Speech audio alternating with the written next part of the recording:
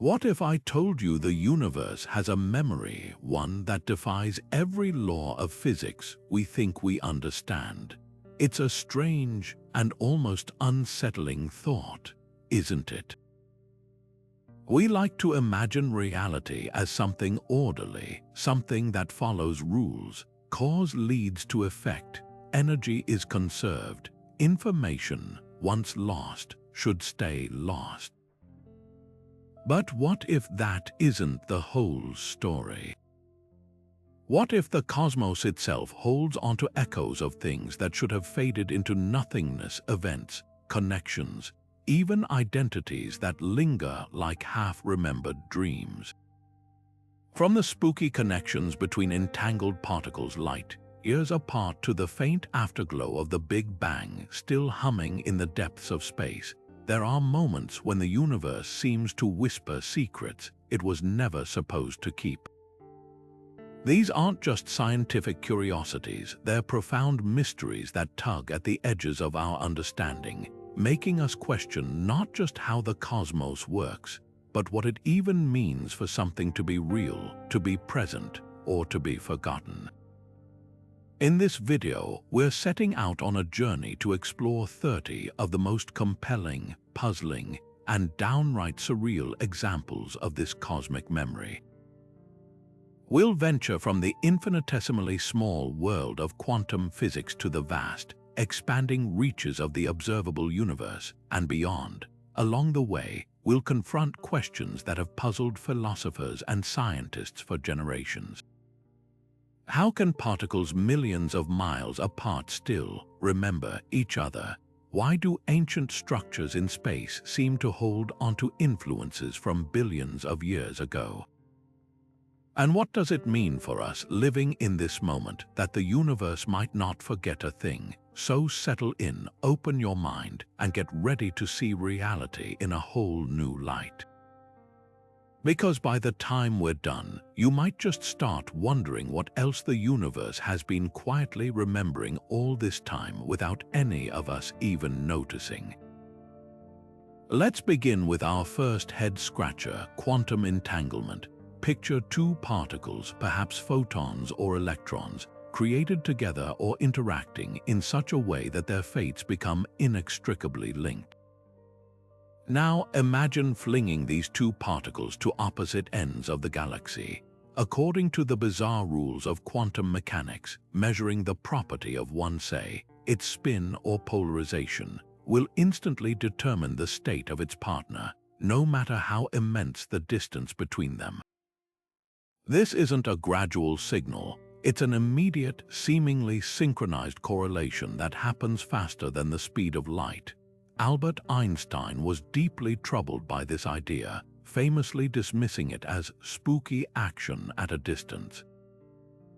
He felt it violated the fundamental principle that nothing, not even information, can travel faster than light, a cornerstone of his theory of relativity. This spookiness suggests the universe maintains a perfect memory of that initial relationship, a connection that isn't diminished by space or time. It's as if the cosmos itself keeps a ledger, ensuring these particles remain a matched set regardless of their separation. This phenomenon forces physicists to confront the very nature of reality. Does the universe operate on a principle of non-locality, where objects can share a connection outside our familiar understanding of space?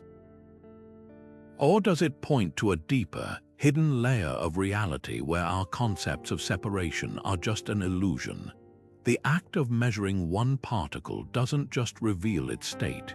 It seems to recall a shared history written into the fabric of the universe, compelling its partner to comply instantaneously. This isn't just a theoretical puzzle. It's the foundation for emerging technologies like quantum computing and quantum cryptography, which aim to harness this strange interconnectedness. So, how can particles remain so perfectly in sync across cosmic distances? The answer remains one of physics' greatest mysteries, inviting us to completely reconsider how information is stored, recalled, and fundamentally woven into the quantum realm. But while the quantum world presents us with a universe that seems to instantly recall connections across space, our next mystery suggests the cosmos might also hold onto more gradual, lingering influences over time. Consider the journey of the Pioneer 10 and 11 spacecraft, two intrepid robotic explorers launched in the early 1970s to study the outer planets before embarking on an eternal voyage into the depths of interstellar space. For decades, as they traveled further from the Sun than any human-made object had before, scientists tracking their trajectories noticed something deeply puzzling. Both spacecraft were experiencing a tiny, unexpected, and constant deceleration, a faint but persistent tug back toward the inner solar system, as if some unseen force was gently applying the brakes. This minuscule drift, just a fraction of a nanometer per second squared, became known as the Pioneer Anomaly, and it defied all conventional explanation for years. It was a deviation so small it could have been dismissed as instrument error, yet it was undeniably real and consistent across both missions. This wasn't a sudden jolt, it was a whisper from the void, a subtle effect that accumulated over billions of miles, suggesting the universe might be holding onto a memory of gravitational influence or some other long-range interaction that our physics had not yet accounted for. Theories attempting to explain it ranged from the mundane to the revolutionary. Perhaps it was the gravitational pull of unseen, diffused dark matter in the solar system, or maybe even a slight modification to the laws of gravity itself, a hint that Einstein's theory of general relativity might need tweaking at very large scales. Some even pondered if it was an effect of the spacecraft's own history, a memory of their launch or their interactions with planets etched into their trajectory. The most captivating idea was that the universe itself possesses a kind of inertia against motion, a faint resistance that remembers an object's path and subtly acts upon it. This enigma captivated physicists and astronomers for over 2 decades, becoming a classic example of how a tiny, unexplained data point can challenge our entire understanding of the cosmos. It was a powerful reminder that even in the seemingly well-mapped territories of our own solar system, profound mysteries can linger. The puzzle was finally cracked in 2011, not by invoking new physics, but through meticulous forensic engineering. Researchers determined that the anomaly was caused by a previously overlooked, exceedingly mundane source: heat. The spacecraft's radioactive power sources generated a tiny amount of thermal radiation, and because the probes were designed with one side always facing the sun, this heat was radiated away slightly more in one direction than the other. This incredibly faint photon pressure provided just enough of a push to create the observed deceleration. The universe wasn't remembering some exotic force after all. It was simply remembering the design of the spacecraft themselves. Yet, the legacy of the Pioneer Anomaly is far more significant than its solution. For years, it stood as a testament to the fact that our models of reality are never truly complete. It sparked vigorous debates, forced scientists to question their assumptions, and demonstrated how the cosmos can appear to hold onto subtle imprints from the past, whether from a spacecraft's own engineering or from forces we have yet to imagine. It serves as a humbling case study, proving that sometimes the universe's most intriguing memories are not grand cosmological events, but the quiet, cumulative echoes of simple physical processes playing out over incredible distances. Now, just as we unraveled the subtle thermal memory behind the Pioneer Anomaly, we encounter a far grander and more profound cosmic puzzle, one that strikes at the very heart of our understanding of the universe's evolution. This is the Hubble tension, a discrepancy so significant that it has become one of the most pressing issues in all of modern cosmology. The Hubble constant, named after the astronomer Edwin Hubble, is a single, crucial number that represents the rate at which our universe is expanding. For decades, astronomers have worked to pin down this value with ever-increasing precision, believing it to be a fundamental cornerstone of our cosmic model. Yet, a strange and persistent problem has emerged. The universe seems to provide two different answers for its own expansion rate, depending on how we choose to measure it. One method involves building what's known as the cosmic distance ladder. This is a meticulous, step-by-step process that starts by measuring the distances to nearby stars using parallax, then uses those stars to calibrate the brightness of pulsating stars called Cepheid variables in more distant galaxies. Because we know the intrinsic brightness of these Cepheids, we can calculate their distance. Then, by observing how fast those galaxies are moving away from us, their redshift, we can directly calculate the expansion rate. This method, championed by projects like the Hubble Space Telescope, gives us a very specific number for the Hubble constant. However, there's another, entirely independent way to measure this expansion. We can look back to the very infancy of the universe, to the afterglow of the Big Bang itself, the cosmic microwave background, as observed in exquisite detail by the Planck satellite. This ancient light is a snapshot of the universe when it was just 380,000 years old. By studying the subtle patterns and fluctuations in this background radiation, cosmologists can use the well-understood physics of the early universe to predict how fast it should be expanding today. The unsettling result, the expansion rate predicted from the early universe's memory, does not match the rate we directly observe in our modern, local universe. The two methods disagree by a small but statistically significant margin. It's as if the universe, when asked how fast it's growing, gives one answer based on its childhood photo album and a completely different answer based on a measurement taken today. This isn't just a minor calibration error, it's a fundamental tension that suggests our standard model of cosmology, the lambda-cold dark matter model, might be incomplete.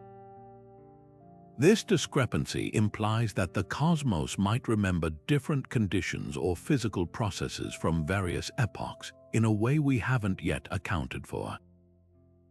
Perhaps unknown ingredients are at play, like a new form of dark energy whose strength has changed over time, or an interaction between dark matter and dark energy that left an imprint on the expansion history.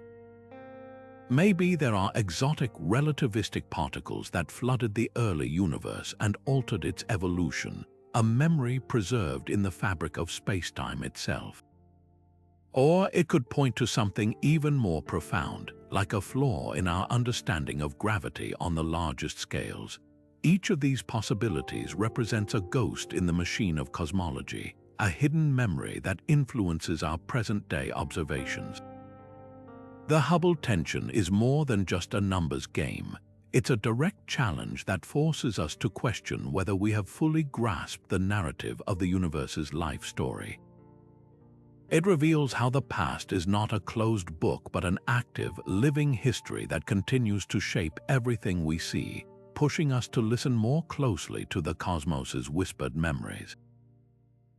This invisible scaffolding, this ghostly architecture holding the cosmos together, brings us to our fourth profound mystery, dark matter's gravitational echo.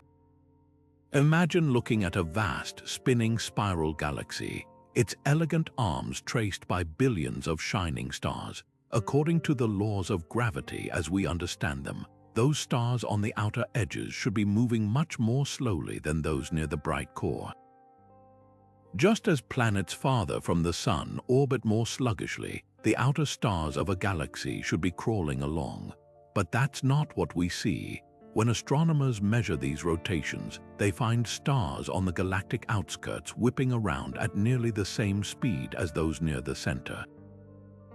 It's as if the entire galaxy is embedded within an enormous, massive, yet completely invisible sphere of something something that provides the extra gravitational pull to keep those fast-moving stars from flying off into the void.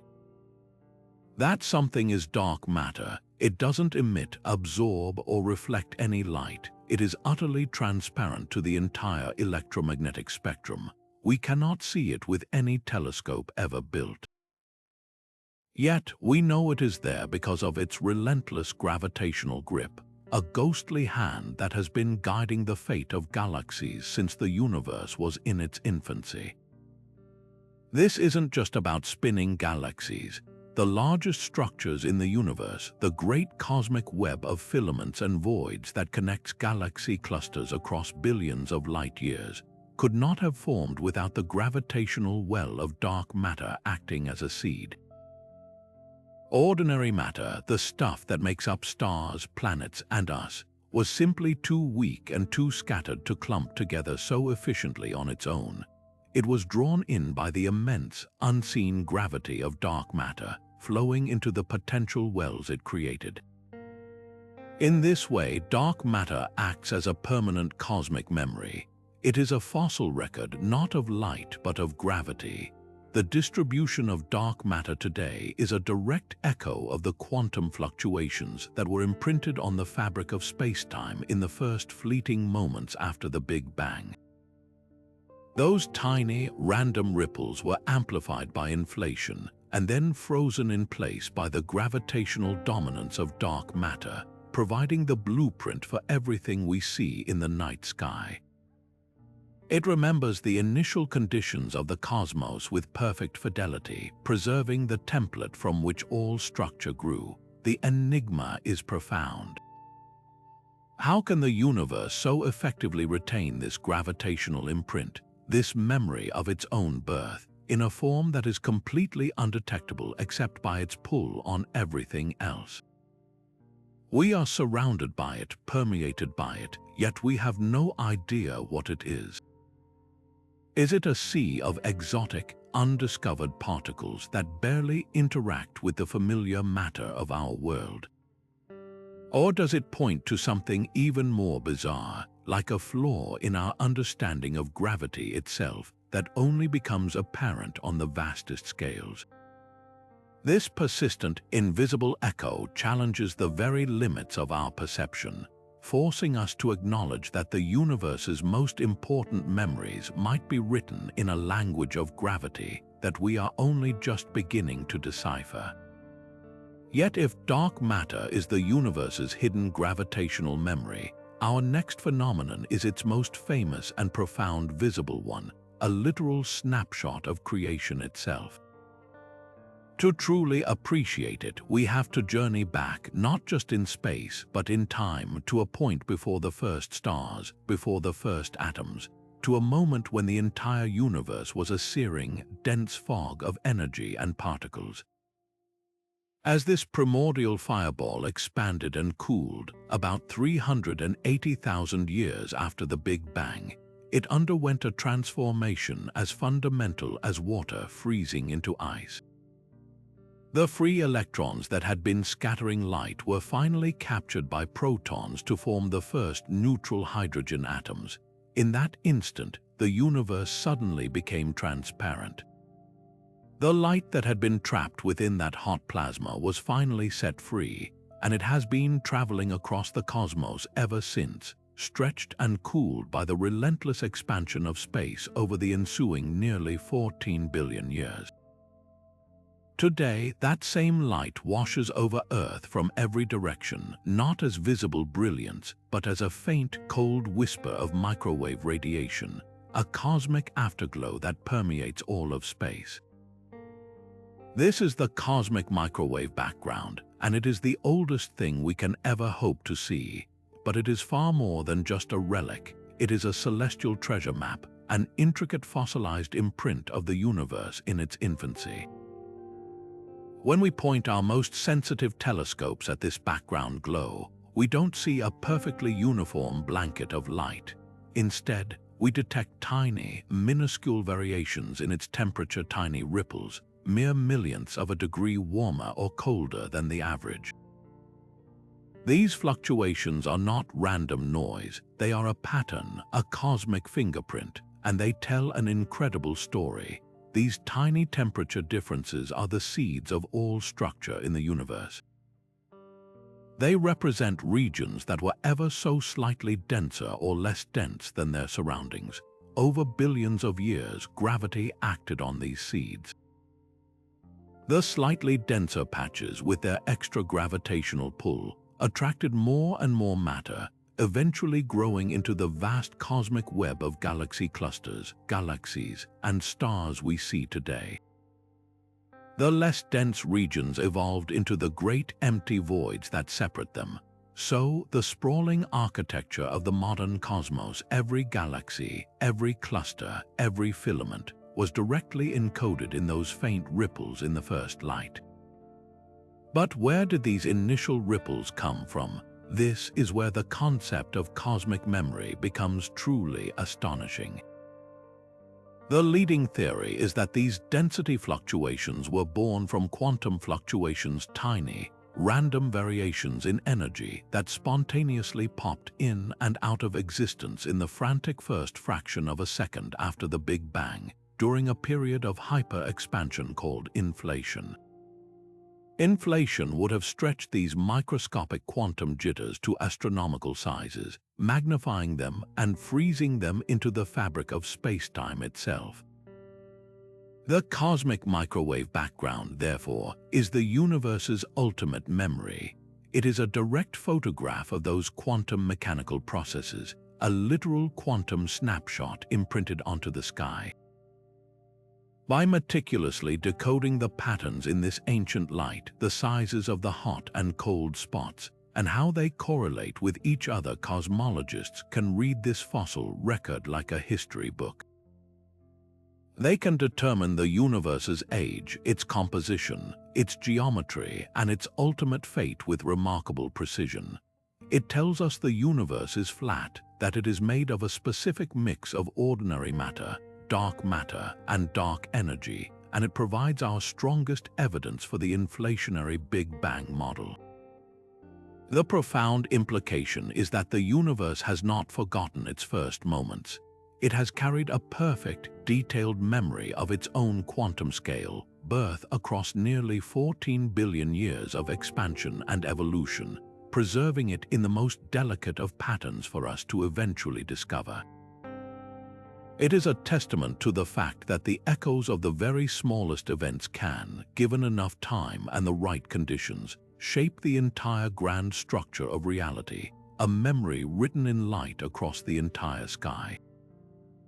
But if the cosmic microwave background is a memory of the universe's grandest scale, written in ancient light, our next phenomenon operates on a tabletop scale and introduces a memory so strange it seems to defy one of physics' most sacred laws. We are taught that perpetual motion is impossible, that any system left to its own devices will inevitably wind down, settling into a state of rest and equilibrium. This is the core of the second law of thermodynamics, the universe's relentless drive toward disorder or entropy. Yet, in 2016, physicists created something that appears to do the impossible, a new phase of matter that oscillates forever without any energy input. They called it a time crystal. Unlike familiar crystals like diamonds or snowflakes, which have atoms arranged in a repeating pattern in space, a time crystal's atoms exhibit a repeating pattern in time. Its structure oscillates at a regular, fixed frequency, not because it's being pushed or powered, but because that is its fundamental, stable state. It's a clock that ticks without ever being wound, a drum that beats without a drummer. This isn't a violation of thermodynamics, it's a brilliant and subtle loophole. A true time crystal exists in its quantum ground state, the lowest energy state possible. There's no energy to extract from it, so it can't be used as a battery or a perpetual motion machine in the classical sense. But within that state of minimum energy, its components are in perpetual, periodic motion. It's a system that has broken what physicists call time translation symmetry. In the same way that a magnet breaks the symmetry of space by picking a specific north-south direction, a time crystal breaks the symmetry of time by picking a specific rhythm. This persistent oscillation is a form of memory. The time crystal remembers its rhythm. If you perturb it, it will eventually return to ticking at its preferred frequency. Its temporal order is robust, a pattern preserved against disturbances. This suggests the universe allows for physical states where information about a periodic structure is not lost to entropy, but is instead locked into the very fabric of a system's existence. The implications ripple through fundamental physics and future technology. Time crystals could offer profound insights into the nature of time itself and how quantum systems retain information. They might one day serve as incredibly stable components for quantum computers, acting as perfect clocks to synchronize operations within those fragile systems, or as robust memories that are protected from decoherence by their unique symmetry. They represent a new frontier in our understanding of matter, showing us that even in its lowest energy state, the universe is not necessarily still and silent. It can hold a memory of motion, a ghost of rhythm ticking away in perfect perpetuity, reminding us that the cosmos's capacity for wonder and mystery is far from exhausted. But just as time crystals show us a system that remembers its rhythm against all odds, our next mystery takes us to the very heart of quantum theory, to a process that seems to erase information but might, in fact, be the universe's ultimate filing system. This is the puzzle of quantum decoherence. To understand it, we have to revisit the bizarre world of the quantum, where particles can exist in multiple states at once, a condition known as superposition. Think of Schrödinger's famous, albeit unfortunate, cat simultaneously alive and dead inside its box. This isn't just a theoretical curiosity, it's a fundamental property of reality at the smallest scales. An electron can be spinning both clockwise and counterclockwise. A photon can be taking two paths at once. This superposition is maintained by a delicate property called quantum coherence. But open the box, look at the electron, or try to detect the photon, and this magical state seems to collapse. The cat is either definitively alive or definitively dead. The electron picks one spin, the photon chooses one path. For decades, physicists wrestled with this, asking a simple but profound question: what actually causes this collapse? The answer, it turns out, isn't some mystical observer effect, but something far more mundane and yet utterly fascinating: the environment. Quantum decoherence is the process by which the fragile coherence of a quantum system gets constantly eroded by its interactions with the outside world. A single atom in a perfect vacuum might maintain its superposition for a long time, but that same atom in a gas, constantly bumping into other atoms and being bathed in light, will have its quantum state constantly measured or nudged by these countless tiny interactions. Its quantum information doesn't vanish into nothingness, it leaks out. It becomes imprinted on the environment, scattered and smeared across countless other particles in an incredibly complex and scrambled way. It's like dropping a single drop of ink into a vast, churning ocean. The ink is still there in principle. Every molecule is preserved, but from our perspective, it's become irreversibly mixed and diluted, lost in the complexity of the whole sea. The universe, in this view, hasn't forgotten the quantum state. It has perfectly remembered it, but in a form that is practically impossible for us to reconstruct. This resolves the paradox of Schrödinger's cat. The cat itself is a large object, constantly interacting with the air molecules in the box, the photons of light, and the vibrations in its own body. It undergoes instantaneous decoherence, forcing it into a single, classical state long before we ever lift the lid. There is no spooky collapse. There is just the relentless and efficient process of the environment recording information. This idea that information is never truly destroyed, only horribly scrambled, becomes absolutely critical when we confront one of the most fierce debates in all of theoretical physics, the black hole information paradox. As Stephen Hawking famously theorized, black holes are not completely black. They slowly evaporate over astronomical timescales by emitting what's now called Hawking radiation. This radiation, according to Hawking's early calculations, was purely thermal, a featureless, random glow that carried no information about what fell into the black hole. If you threw a perfectly structured encyclopedia into a black hole, it would seemingly be converted into a formless burst of heat. The information within it would be utterly annihilated, a direct violation of a bedrock principle of quantum mechanics. That information must be preserved. This set up a crisis. For years, physicists argued over who was right. Did quantum mechanics fail, or did our understanding of black holes? The prevailing resolution, which emerged from work by physicists like Leonard Susskind, leans heavily on the lesson of decoherence.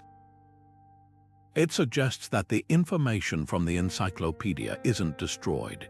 Instead, it is encoded into the Hawking radiation itself in an incredibly scrambled, non-local way, tied to the quantum entanglement of particles at the black hole's event horizon. It's the cosmic equivalent of that drop of ink in the ocean, only the ocean is the fabric of space-time, and the mixing is unimaginably complex. The black hole, through its evaporation, acts as the universe's most extreme information scrambler. The information is preserved, but recovering it from the Hawking radiation would require a quantum computer of godlike power. This implies a staggering truth. The universe appears to have a perfect, infallible memory. From the fleeting quantum state of a single particle to the entire library of knowledge that ever falls into a black hole, nothing is ever truly forgotten.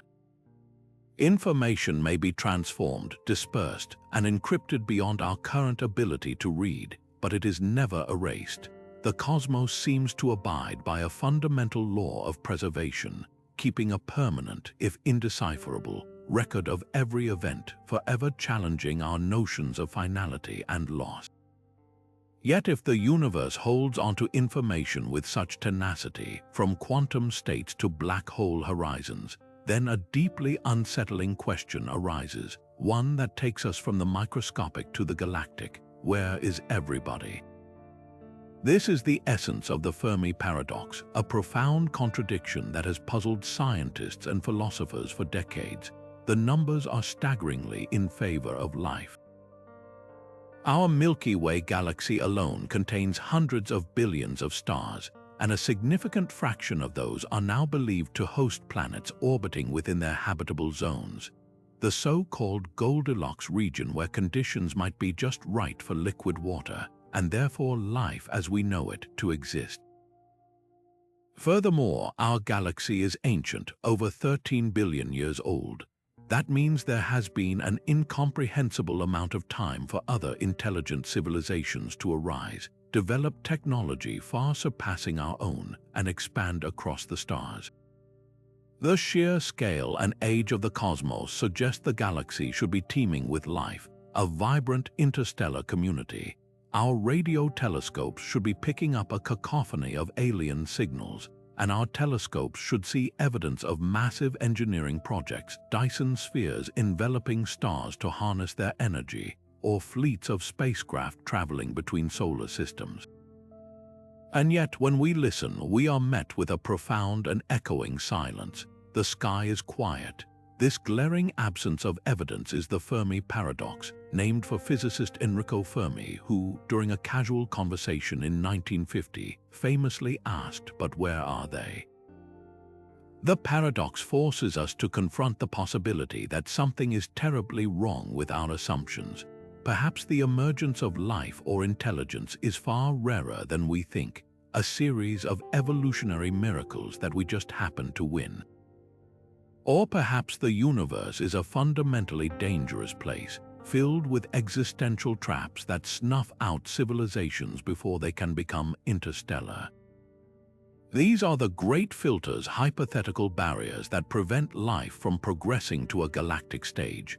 This could be anything from the inherent instability of complex multicellular life to the terrifying possibility that all advanced civilizations inevitably discover the technology for their own self-destruction and use it. But there is another, even more intriguing possibility that aligns with our theme of cosmic memory. Perhaps we are not alone, but we are late to the party. The universe may be filled with the memories and echoes of civilizations that are long gone.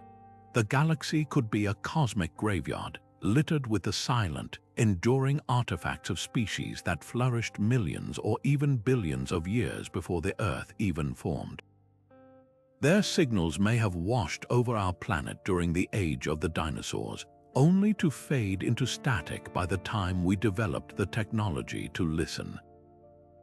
Their megastructures might still be out there, cold and dormant, orbiting dead stars, waiting to be mistaken for natural phenomena. In this view, the universe remembers these civilizations not through active communication, but through their relics.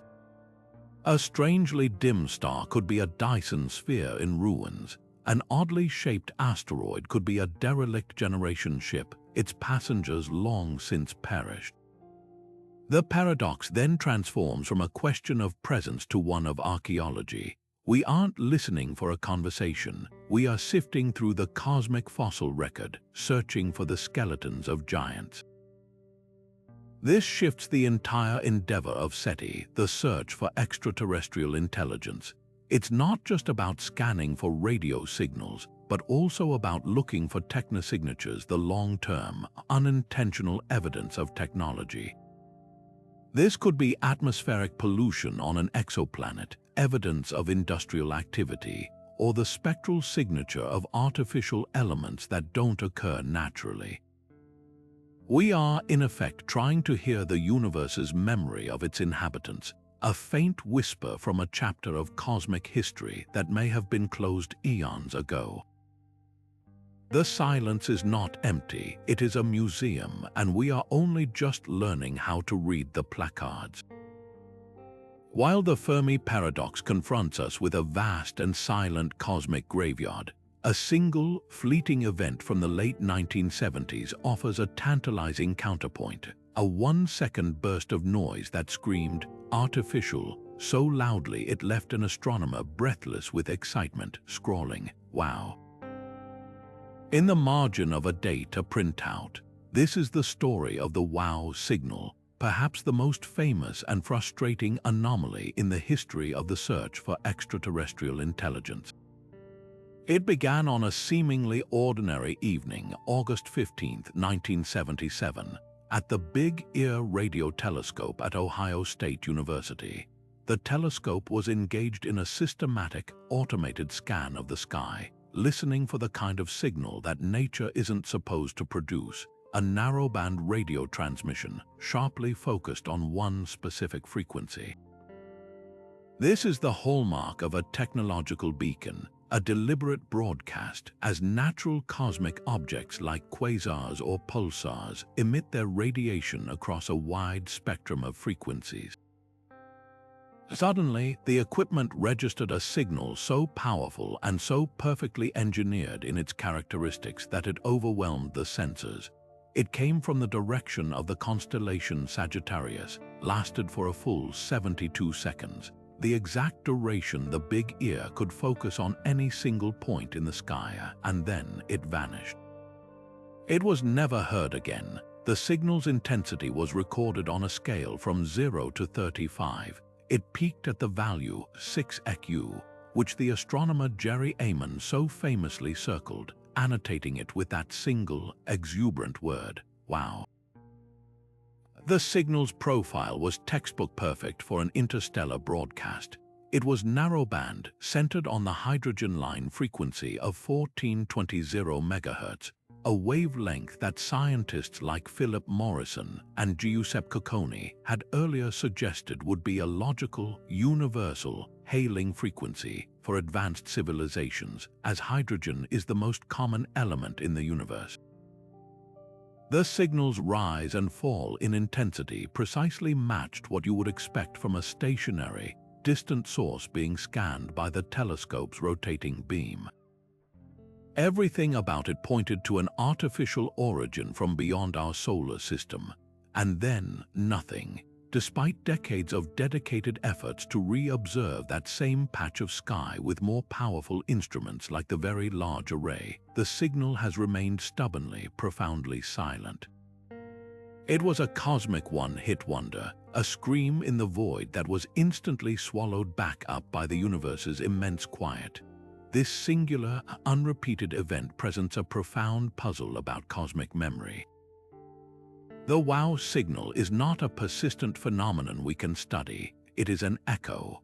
It is the universe presenting us with a single, indelible data point, a clue to an event or a source that we cannot verify or contextualize. It implies the cosmos might be filled with transient, extraordinary events that flash into existence and then are gone forever, leaving behind only a tantalizing signature for those lucky or vigilant enough to be pointing the right instrument in the right direction at the exact right millisecond. Was it a message, a malfunctioning alien transmitter briefly pointed our way? A naturally occurring phenomenon so rare and peculiar that we have yet to categorize it. The most prosaic explanations, like a passing satellite or a reflected signal from Earth, have been largely ruled out due to the signal's specific frequency and characteristics. The mystery endures precisely because it was never repeated. It remains pristine, uncontaminated by follow-up data that could either confirm or deny its extraordinary potential. It stands as a monument to the idea that the universe might remember things in brief, brilliant flashes phenomena that defy our attempts at categorization because they leave no lasting trace other than their impact on our imagination. The WOW signal is the ultimate cosmic teaser, a ghost in the machine of radio astronomy that continues to whisper a haunting question. If it was them, why did they only call once? And if it wasn't, what incredible, unknown natural process can mimic a technological beacon so perfectly, only to never perform again? It is a permanent reminder to keep listening, because the cosmos might choose to reveal its secrets only once. Just as the WOW signal presented us with a fleeting, singular mystery, our next cosmic puzzle is written across the entire sky, a grand and persistent pattern that seems to challenge one of the most fundamental assumptions in all of cosmology. This is the story of the so-called axis of evil, a name that sounds like it was pulled from a science fiction thriller, but in reality describes one of the most perplexing and debated anomalies in our map of the infant universe. To understand why it's so unsettling, we first have to appreciate a core principle that has guided our understanding of the cosmos for over a century, the cosmological principle. This principle states that on the largest scales, the universe is both homogeneous and isotropic. Homogeneous means that matter is evenly distributed no matter where you are. The universe looks roughly the same. But it's isotropy that is even more critical. It means the universe has no preferred direction. It should look exactly the same in every direction you point your telescope. There is no up, down, left, or right in the cosmos. This idea is the very bedrock of modern cosmology, underpinning everything from the Big Bang model to the equations that describe the expansion of the universe. It's why we can assume that the laws of physics are the same everywhere, and that our little corner of the cosmos is not special or unique. This expectation of perfect isotropy is precisely what we set out to confirm when we launched satellites like COBE, WMAP, and Planck to create exquisitely detailed maps of the cosmic microwave background, that ancient afterglow from the Big Bang. These maps reveal the tiny temperature fluctuations that became the seeds of galaxies, and at first glance, the data seemed to beautifully confirm our models. The fluctuations appeared random and evenly distributed, just as the cosmological principle predicted. But as scientists delved deeper into the statistics, a strange and persistent signal began to emerge from the noise. The hot and cold spots weren't completely random. They appeared to be aligned along a particular axis, a kind of preferred direction in space that slices across the sky. This alignment, this apparent axis, was so statistically unexpected and so contrary to the principle of isotropy that cosmologists, with a dark sense of humor, dubbed it the axis of evil.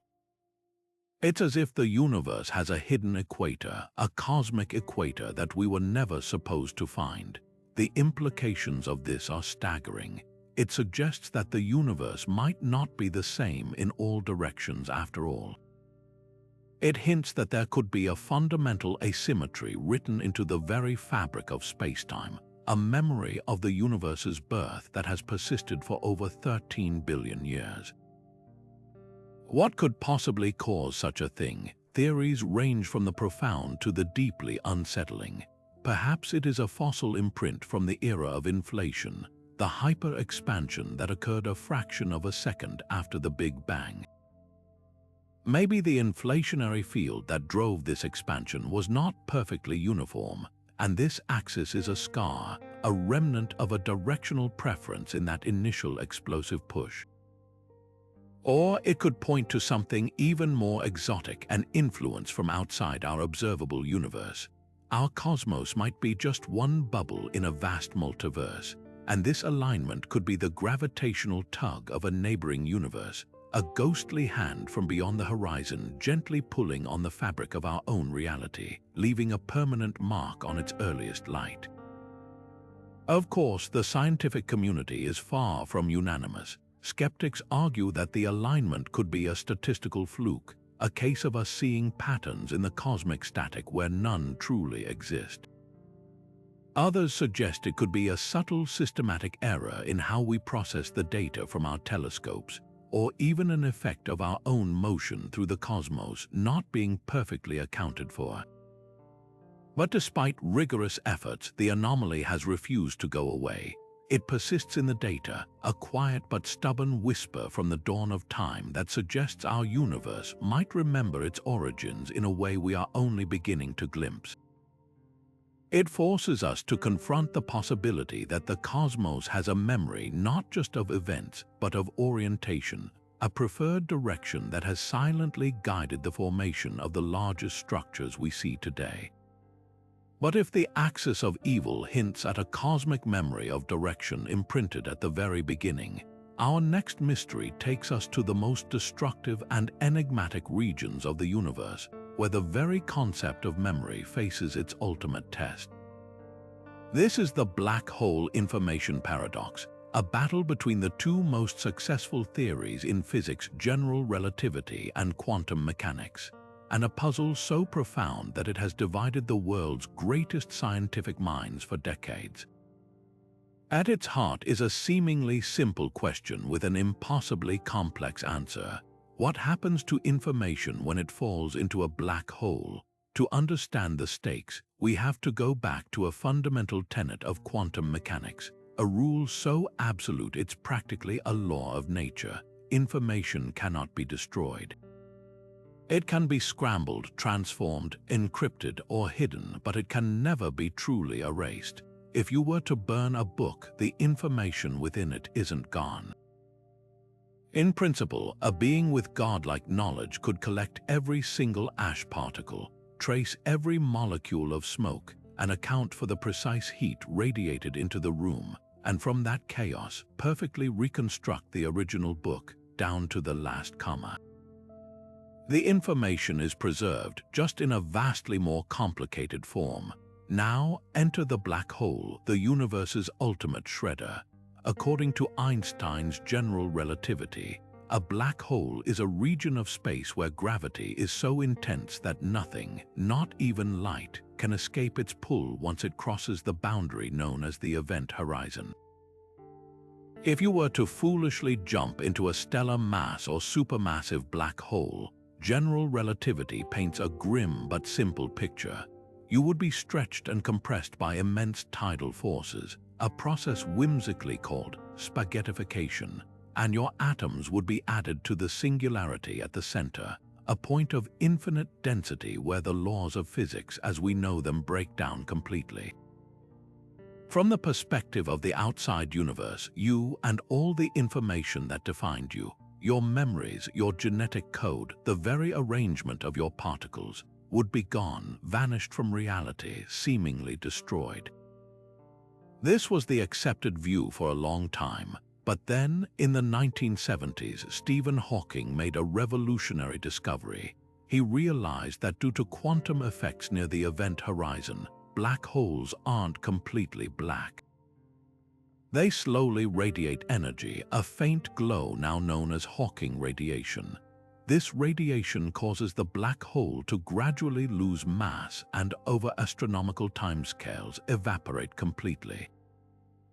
This presented a catastrophic problem. Hawking's early calculations showed that this radiation was purely thermal. It was random noise, a featureless hiss of heat.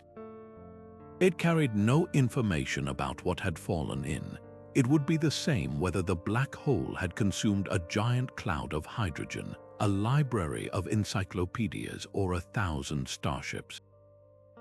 So, when the black hole finally evaporates and vanishes, what happens to all that information? If the Hawking radiation contains no trace of it, then the information has been truly and utterly annihilated, violating the sacred principle of quantum mechanics. This is the information paradox. Hawking himself initially believed that information was indeed lost, a conclusion that horrified many physicists, as it would mean the entire logical framework of quantum theory was flawed and unpredictable. The debate raged for years. The potential solution, which has gained significant traction, is as mind-bending as the problem itself. It's the idea that the universe, in its quest to remember everything, encodes information in the most unexpected place imaginable, the surface of the black hole's event horizon. This is the essence of the holographic principle. Think of a hologram, a two-dimensional surface that contains all the information needed to project a three-dimensional image. In a similar way, the theory suggests that all the information about every three-dimensional object that falls into a black hole is not lost in the singularity, but is instead smeared out and perfectly preserved as a kind of quantum code on the two-dimensional surface of the event horizon. It's like the universe is taking a complex 3D sculpture and compressing it into a flawless, ultra-high-resolution etching on the surface of a sphere. The Hawking radiation, then, isn't just random heat. As it is emitted, it subtly interacts with this encoded information on the horizon. It's an incredibly complex process, but in theory, the radiation that eventually leaves the black hole carries with it a scrambled, encrypted record of everything that ever fell in. The information is never inside the radiation. Rather, the radiation helps transmit it back out into the universe as the black hole evaporates. From our outside perspective, it would be like trying to reconstruct a burned book from the color and temperature of the flames, a task so computationally immense it's practically impossible for us, but the universe, it seems, is up to the task. This implies a staggering truth about cosmic memory. Even the most destructive entity we know, a region of space that seemingly obliterates everything it touches, cannot make the universe forget. The cosmos appears to have a perfect, infallible filing system. It keeps a permanent record of every event, every particle, and every bit of information, encoding it not in a dusty archive, but in the very fabric of spacetime itself, on the boundary of oblivion. The black hole doesn't destroy, It transforms and remembers in a language we are only beginning to decipher. While black holes challenge our understanding of information on the smallest scales, our next mystery reveals a gravitational puzzle of truly cosmic proportions, one that pulls not on particles but on entire galaxies, including our own. This is the enigma of the Great Attractor, a hidden gravitational behemoth that serves as a powerful reminder that the universe's memory isn't just encoded in light or quantum states, but is also written in the relentless, patient tug of gravity across billions of years. For a long time, astronomers believed that on the largest scales, the motion of galaxies was dominated by a simple, uniform expansion, the Hubble flow, where everything is smoothly moving away from everything else.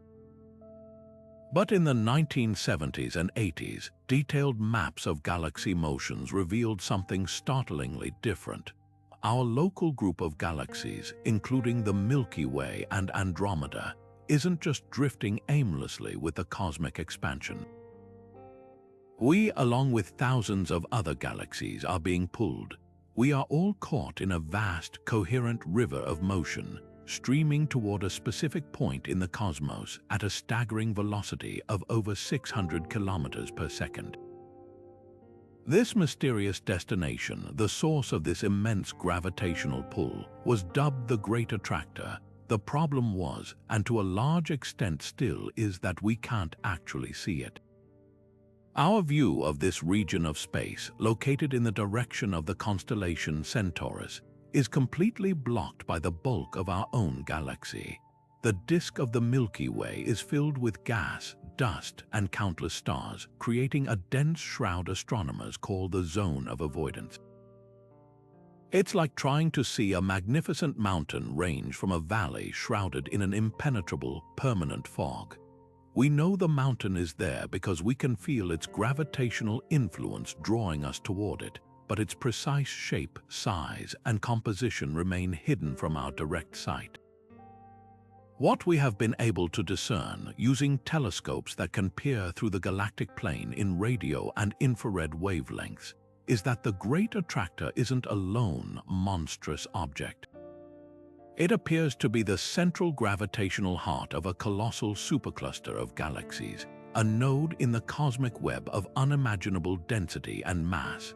This region, now known as the Laniakea supercluster, of which our own Milky Way is merely a distant suburb, is the true source of the pull.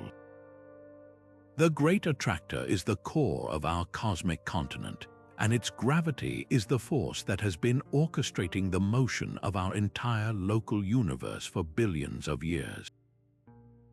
This is where the concept of cosmic memory becomes breathtakingly clear.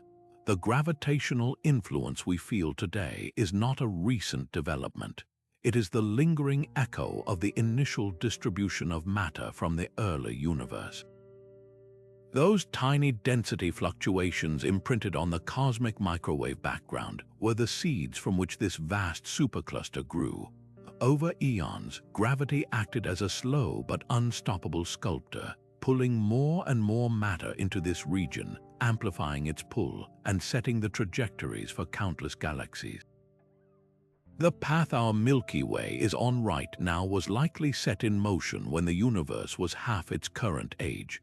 The Great Attractor is not actively pulling us in the way a magnet pulls iron filings.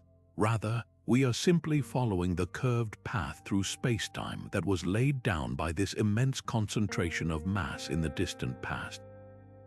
We are living out a cosmic memory, a gravitational destiny written eons ago. The universe remembers the initial asymmetry, and that memory manifests as the irresistible flow of galaxies across millions of light years. Unraveling the full nature of the Great Attractor is one of the great quests of modern astronomy. By peering through the zone of avoidance with more advanced technology, we are slowly mapping the hidden galaxies and dark matter structures that constitute this gravitational anchor.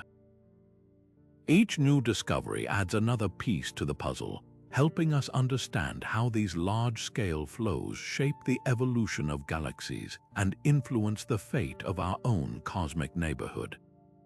It stands as a humbling testament to the fact that even our grand galaxy is not an island, but a speck in a vast river of motion, forever guided by the silent, remembered gravity of a past we are only just beginning to see. While the Great Attractor demonstrates how the universe remembers gravity's grand design across billions of years, our next mystery reveals a form of memory so subtle it plays out in the fleeting, ghostly journey of the most enigmatic particles in existence, neutrinos. To call neutrinos elusive would be a dramatic understatement. These subatomic particles are so incredibly faint that trillions of them pass through your body every single second, from sources like the sun and cosmic rays, without you ever noticing. They have no electric charge and a minuscule mass so small it was long thought to be zero, which means they barely interact with ordinary matter at all. They are the cosmic phantoms slipping through planets and people as if they weren't even there. For decades, this presented a huge puzzle for particle physics. Our theories predicted how many neutrinos should be produced by nuclear reactions in the sun's core, but when we built detectors on Earth to count them, we consistently came up short. We were only detecting about 1/3 to 1/2 of the expected number. It was as if the sun's neutrino factory was somehow losing its products on the way to Earth. The solution to this solar neutrino problem was not that our models of the sun were wrong, but that we had fundamentally misunderstood the nature of neutrinos themselves. They weren't vanishing, they were changing. This phenomenon is known as neutrino oscillation, and it is one of the strangest and most profound behaviors in the quantum world. Neutrinos come in 3 different types or flavors: electron neutrinos, muon neutrinos, and tau neutrinos. The ones created in the sun's core are exclusively electron neutrinos, and that's what our early detectors were specifically built to look for. But we discovered that a neutrino is not locked into a single identity for life. As it travels through space, it spontaneously and continuously oscillates, morphing between its 3 different flavors. By the time the sun's electron neutrinos had completed their 8-minute journey to Earth, only about 1/3 of them were still electron neutrinos. The rest had transformed into muon and tau neutrinos, which the original detectors couldn't see, explaining the mysterious shortfall. This isn't a random change. It's a precise, quantum mechanical process dictated by the neutrino's mass and energy. But here's where the concept of cosmic memory becomes utterly fascinating. For a neutrino to oscillate, it must actually be a quantum mixture or superposition of all 3 mass states at once. The probability of it being detected as a specific flavor at any given moment depends on how far it has traveled and how much time has elapsed since it was created. This means that the neutrino's entire journey, its history, is intrinsically tied to its present state. The universe, in a sense, remembers the path the neutrino has taken. Its current identity is not a fixed property but a living record of its flight from its source. This challenges one of the most basic assumptions in physics, that a particle has a single, definite identity. For neutrinos, identity is fluid, a property that evolves with time and distance, written into the very fabric of their quantum mechanical wave function. It's a form of memory embedded in the particle's nature, a continuous, internal clock that keeps track of its own history. The implications of this are staggering. First, neutrino oscillation provided the first solid evidence that neutrinos do indeed have mass, however tiny, a discovery that earned the 2015 Nobel Prize in Physics because it forced a revision of the standard model of particle physics. But more profoundly, it shows us that at the most fundamental level, the universe is not a collection of static objects but a dynamic tapestry of relationships and histories. A neutrino carries with it a memory of its origin point, and that memory directly influences how it will interact with the world millions of miles later. Studying these oscillations has become a huge field of research, with massive detectors like Super Kamiok and in Japan, and the Ice Cube Neutrino Observatory buried in the Antarctic ice. By carefully measuring the changes in neutrino flavors from known sources like the sun, the atmosphere, or even powerful particle accelerators, we can unravel the subtle differences in their masses and understand the rules that govern their quantum transformations. This isn't just about solving a particle physics puzzle. It's a window into how the universe retains and processes information at the subatomic level. The humble neutrino, a particle that barely exists in relation to our world, teaches us that memory is not just a property of large-scale structures or conscious beings. It is woven into the quantum essence of reality itself, a whisper of history carried by the most elusive messengers in the cosmos. But if the universe remembers the ghostly journeys of neutrinos and the gravitational pull of hidden superclusters, could it also hold onto echoes of something even more profound? The rise and fall of intelligence itself. This brings us to a thought experiment that blends grand cosmology with the deepest questions of our own place in the cosmos, the Kardashev scale and the emerging field of cosmic archaeology. Proposed by Soviet astronomer Nikolai Kardashev in 1964, this scale isn't a measure of a civilization's morality or artistry, but something far more fundamental: its total energy consumption. It's a way to classify potential extraterrestrial societies based on their sheer technological mastery over their environment. A Type I civilization, often called a planetary civilization, has learned to harness all of the energy available on its home planet. This means controlling and utilizing every available resource, from geothermal and wind to the entire spectrum of solar energy that reaches its surface. Humanity, for reference, isn't even a full Type I yet. We're currently sitting at around Type 0.73, still largely dependent on burning finite fossilized sunlight rather than capturing the full flow of energy from our star. A Type Roman II civilization is a stellar civilization. This is a society that has achieved an engineering feat so staggering it is almost beyond our comprehension, building a Dyson sphere, or more likely, a Dyson swarm.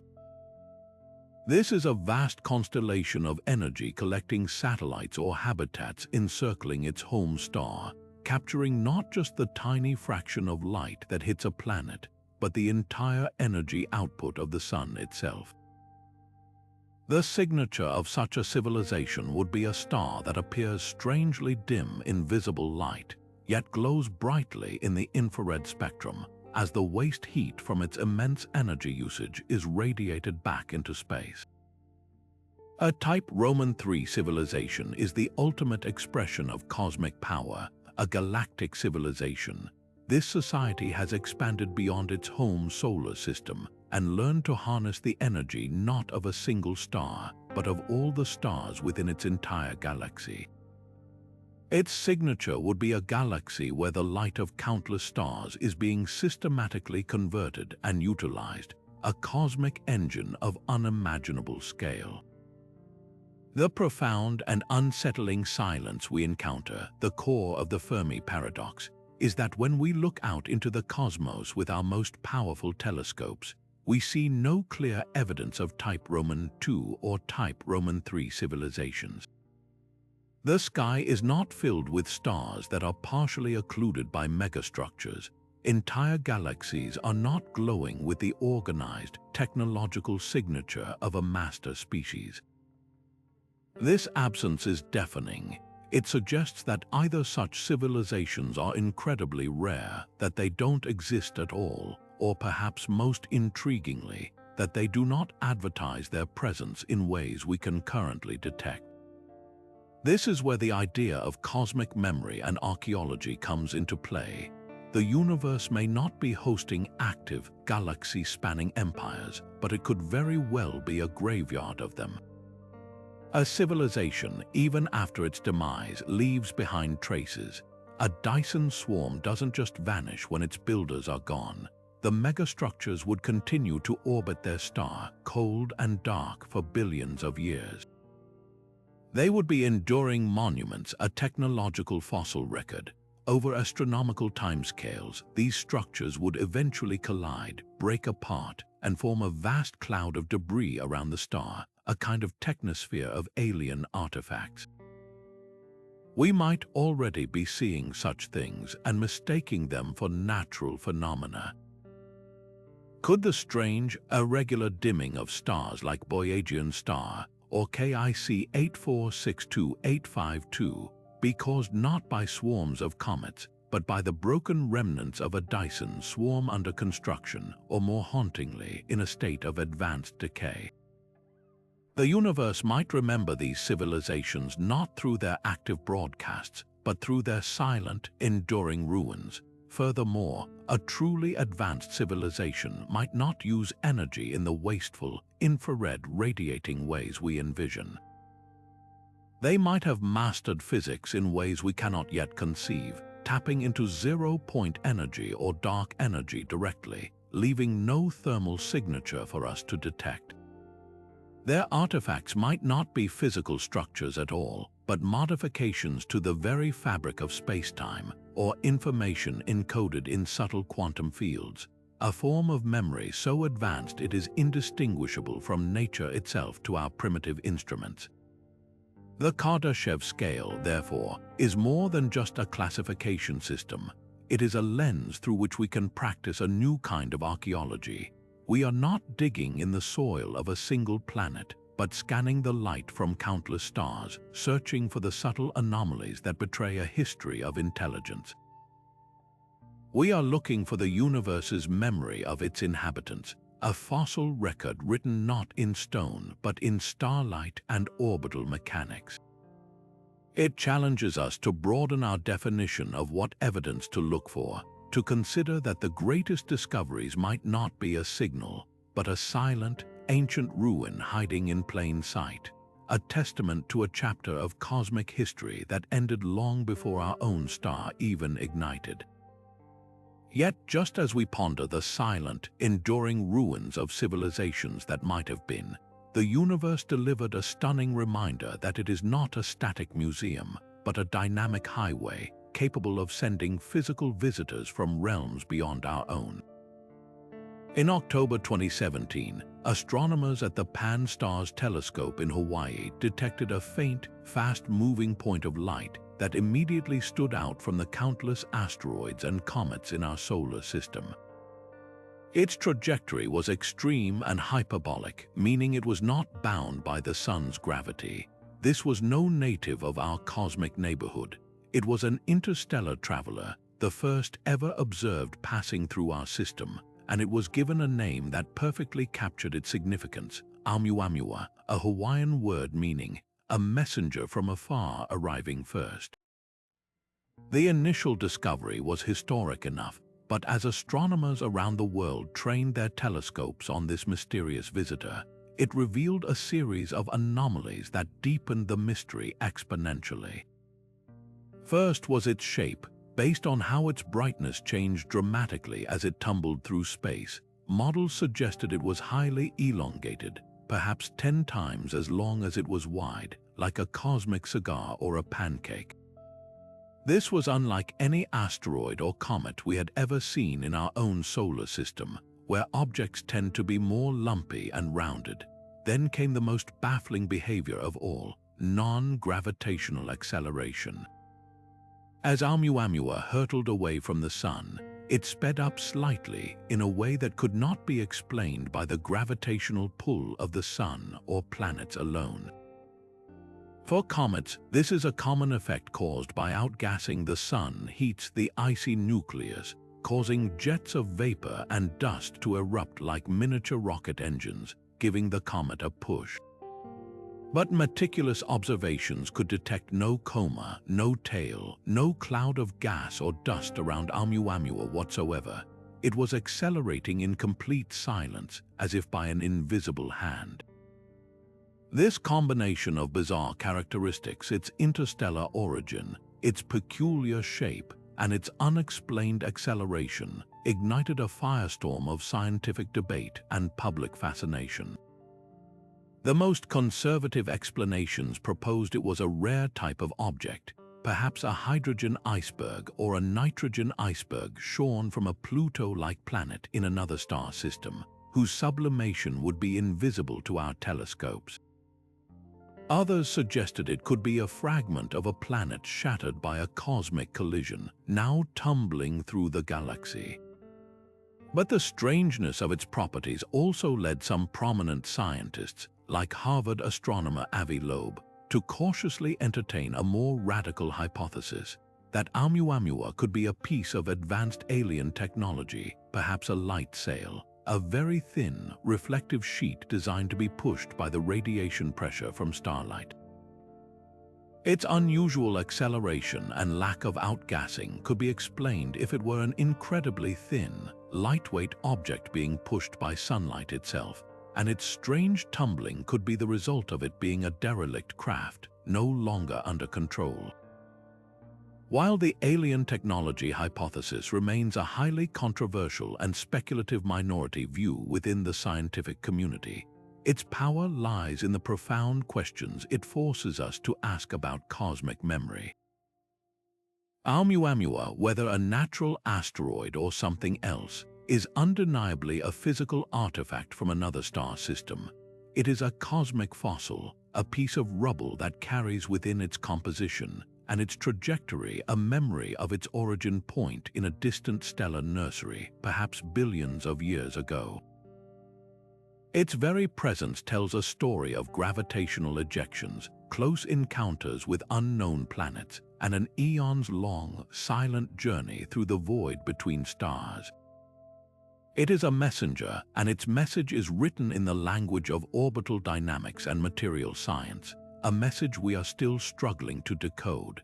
The tragedy of Oumuamua is that it was discovered too late, as it was already on its way out of our solar system. We had only a few precious weeks to observe it before it faded from view entirely, forever lost to the interstellar darkness from whence it came. Its brief visit is a powerful lesson. It suggests that the universe is constantly exchanging material between star systems, and that our solar system is not an isolated island, but a participant in a grand galactic ecosystem. Countless such objects are likely passing through undetected at any given moment, each one a potential time capsule carrying the history of its home system. Oumuamua challenges our understanding of planetary formation and the types of objects that can exist, forcing us to expand our models. More importantly, it highlights a new frontier for astronomy, the study of interstellar objects.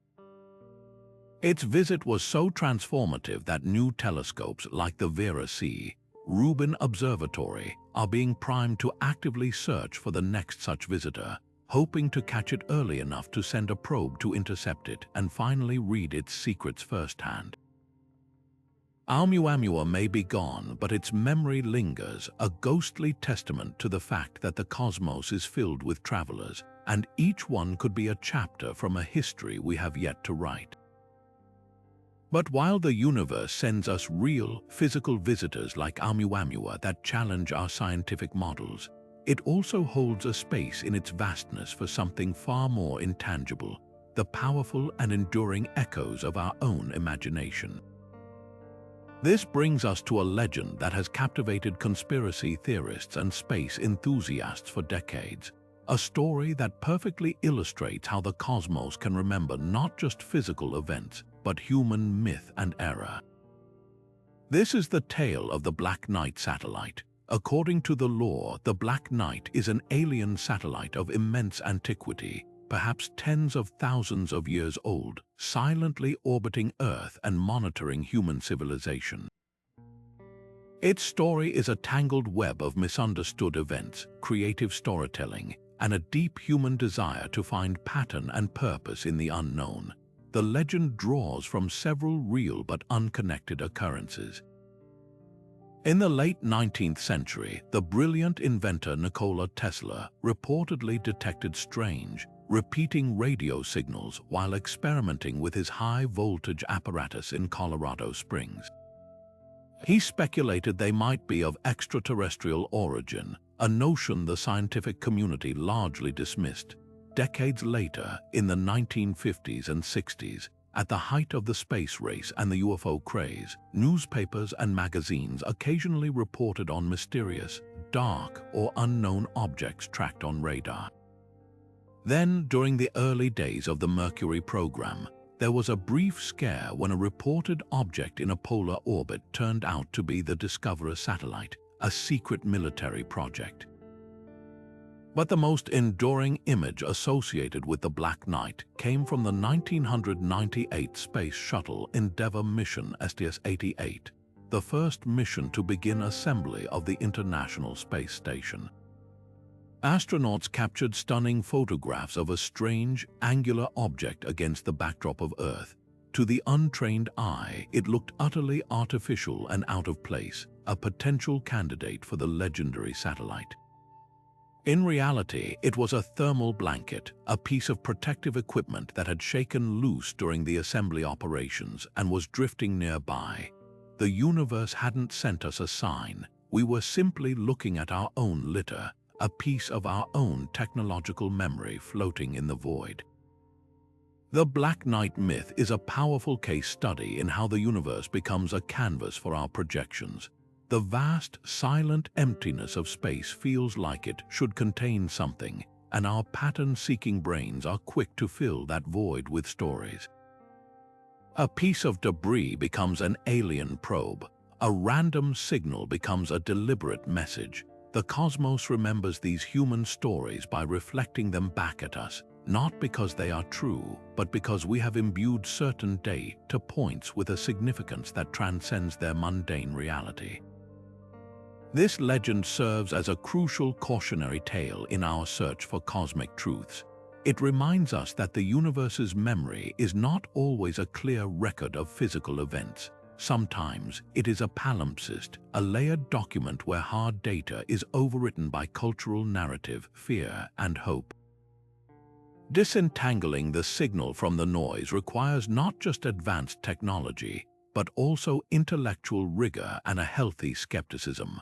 We must learn to distinguish between the universe's authentic memories written in gravity, light, and quantum states, and the compelling but ultimately fictional stories we write upon them. The Black Knight isn't a satellite. It's a cultural artifact, a fossil of human imagination orbiting in our collective consciousness, reminding us that the most persistent mysteries are sometimes not out there in the stars, but right here in our own desire to believe. Yet, in the grand, silent archive of the cosmos, the WOW signal stands apart not as a solved equation or a forgotten blip, but as something perhaps even more powerful, a permanent cultural landmark. Its legacy is a testament to how a single, unverified data point can escape the confines of a scientific journal and blossom into a modern myth. A story we tell ourselves about the possibility of connection in a vast and indifferent universe. That one circled annotation, 6EQ, and the exclamation beside it have become iconic, a symbol of hope and frustration recognized far beyond the astronomy community. It has inspired countless articles, documentaries, books, and even music, transforming from a scientific anomaly into a profound cultural touchstone. In this sense, the universe does indeed remember the WOW signal, but it does so through us, through the enduring power of human narrative. We have become the vessel for this cosmic memory, retelling the story of that August night in 1977, preserving its mystery and its tantalizing potential across generations. This phenomenon bridges the gap between cold, hard data and the warm, human need for meaning. It shows how science and storytelling are not always adversaries but can be partners in exploration. The scientific method demands verification and repetition, and by those strict standards, the wow signal remains an unanswered question. But storytelling allows us to sit with the ambiguity, to explore the implications of that one perfect moment and what it could represent for our place in the cosmos. It encourages a different kind of rigor, not of data analysis, but of philosophical reflection. How do we, as a species, choose to interpret such fleeting, enigmatic events? Do we dismiss them as inconvenient noise, or do we allow them to expand our sense of what is possible? The wow signal's true lesson may be about preserving a sense of wonder and maintaining the intellectual humility to admit that we don't have all the answers. It serves as a permanent reminder to keep listening, to keep building better telescopes, and to remain open to the astonishing idea that the next time the universe decides to speak, we might finally be ready to understand the reply. Its legacy is not a conclusion, but an invitation, a perpetual challenge to the next generation of astronomers and dreamers to keep looking up, and to never stop wondering what other one-time wonders the cosmos has in its memory, waiting for the right moment to reveal themselves. But just as we ponder the universe remembering grand, silent ruins, we must also consider how it retains information on the most fundamental, subatomic level, where the rules of reality become strangely malleable. This brings us to one of the most astonishing feats in the quantum world, a phenomenon that seems to grant particles a kind of magical foresight, allowing them to overcome impossible obstacles. This is quantum tunneling, and it reveals a universe that appears to remember not just what is, but what could be. Imagine a ball rolling up a hill. In our everyday classical world, if the ball doesn't have enough energy to reach the top, it will simply roll back down. It's trapped by the hill, a predictable and understandable outcome. Now shrink that scenario down to the quantum scale. Replace the ball with an electron and the hill with an energy barrier, like the electrical resistance keeping it confined inside a piece of metal. According to classical physics, that electron is just as stuck as the ball was. It doesn't have the required energy to climb over the barrier. Yet, in the quantum realm, something miraculous happens. The electron doesn't need to go over the barrier. There's a probability, however small, that it will simply appear on the other side, as if it discovered a secret tunnel straight through the hill. This isn't science fiction. It's a routine and essential process that makes our modern world possible. It's the principle behind the tunnel diode in your electronics, and it's the very reason the sun shines. The protons at the sun's core are all positively charged, and they violently repel each other due to the electromagnetic force. The temperature and pressure there are immense, but by classical standards, there's still not nearly enough to force these protons close enough together to fuse. It is only through quantum tunneling that they can occasionally cheat, bypassing that electromagnetic repulsion to fuse into helium and release the energy that sustains life on Earth. So how does this work? The key lies in the electron's wave function, a mathematical description that encodes everything we can know about the particle, not as a definite point, but as a cloud of probability. This wave function doesn't just stop at the barrier. It actually extends through it, decaying exponentially but never quite reaching zero on the other side. There is always a finite, non-zero probability that the particle will be found outside its classically allowed prison. This isn't a matter of the particle gathering strength or trying harder. It's a fundamental property of its quantum nature. The probability of tunneling is exquisitely sensitive to the particle's history, its specific energy, the width and height of the barrier it faces, and its own unique quantum state. In this way, the universe remembers the probabilistic potentialities of the particle's wave function. The outcome isn't random. It's dictated by this accumulated quantum history, a memory of the particle's journey and the specific landscape it encounters. This challenges our deepest intuitions about cause and effect. An electron's ability to tunnel isn't a spontaneous event. It's the culmination of its entire quantum past, a history written into its wave function that allows it to achieve an outcome that should be utterly forbidden. It reveals a layer of reality where the past doesn't just influence the present. It defines the very realm of what is possible, enabling miracles on a subatomic scale that literally light up the cosmos. And just as we explore the universe's memory through fleeting signals and quantum trickery, our next mystery presents us with a star that seems to be actively hiding something, its light flickering in a pattern so bizarre it has single-handedly revived one of astronomy's most thrilling possibilities.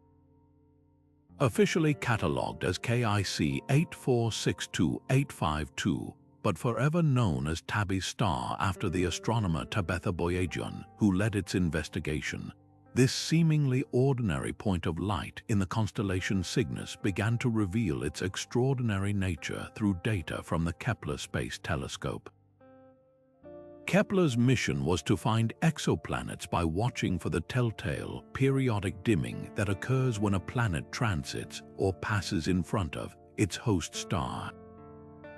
These dips are typically small, predictable, and symmetrical, dropping the star's light by maybe 1 or 2% at most. Tabby's star did not play by these rules. Its light curve was a chaotic mess.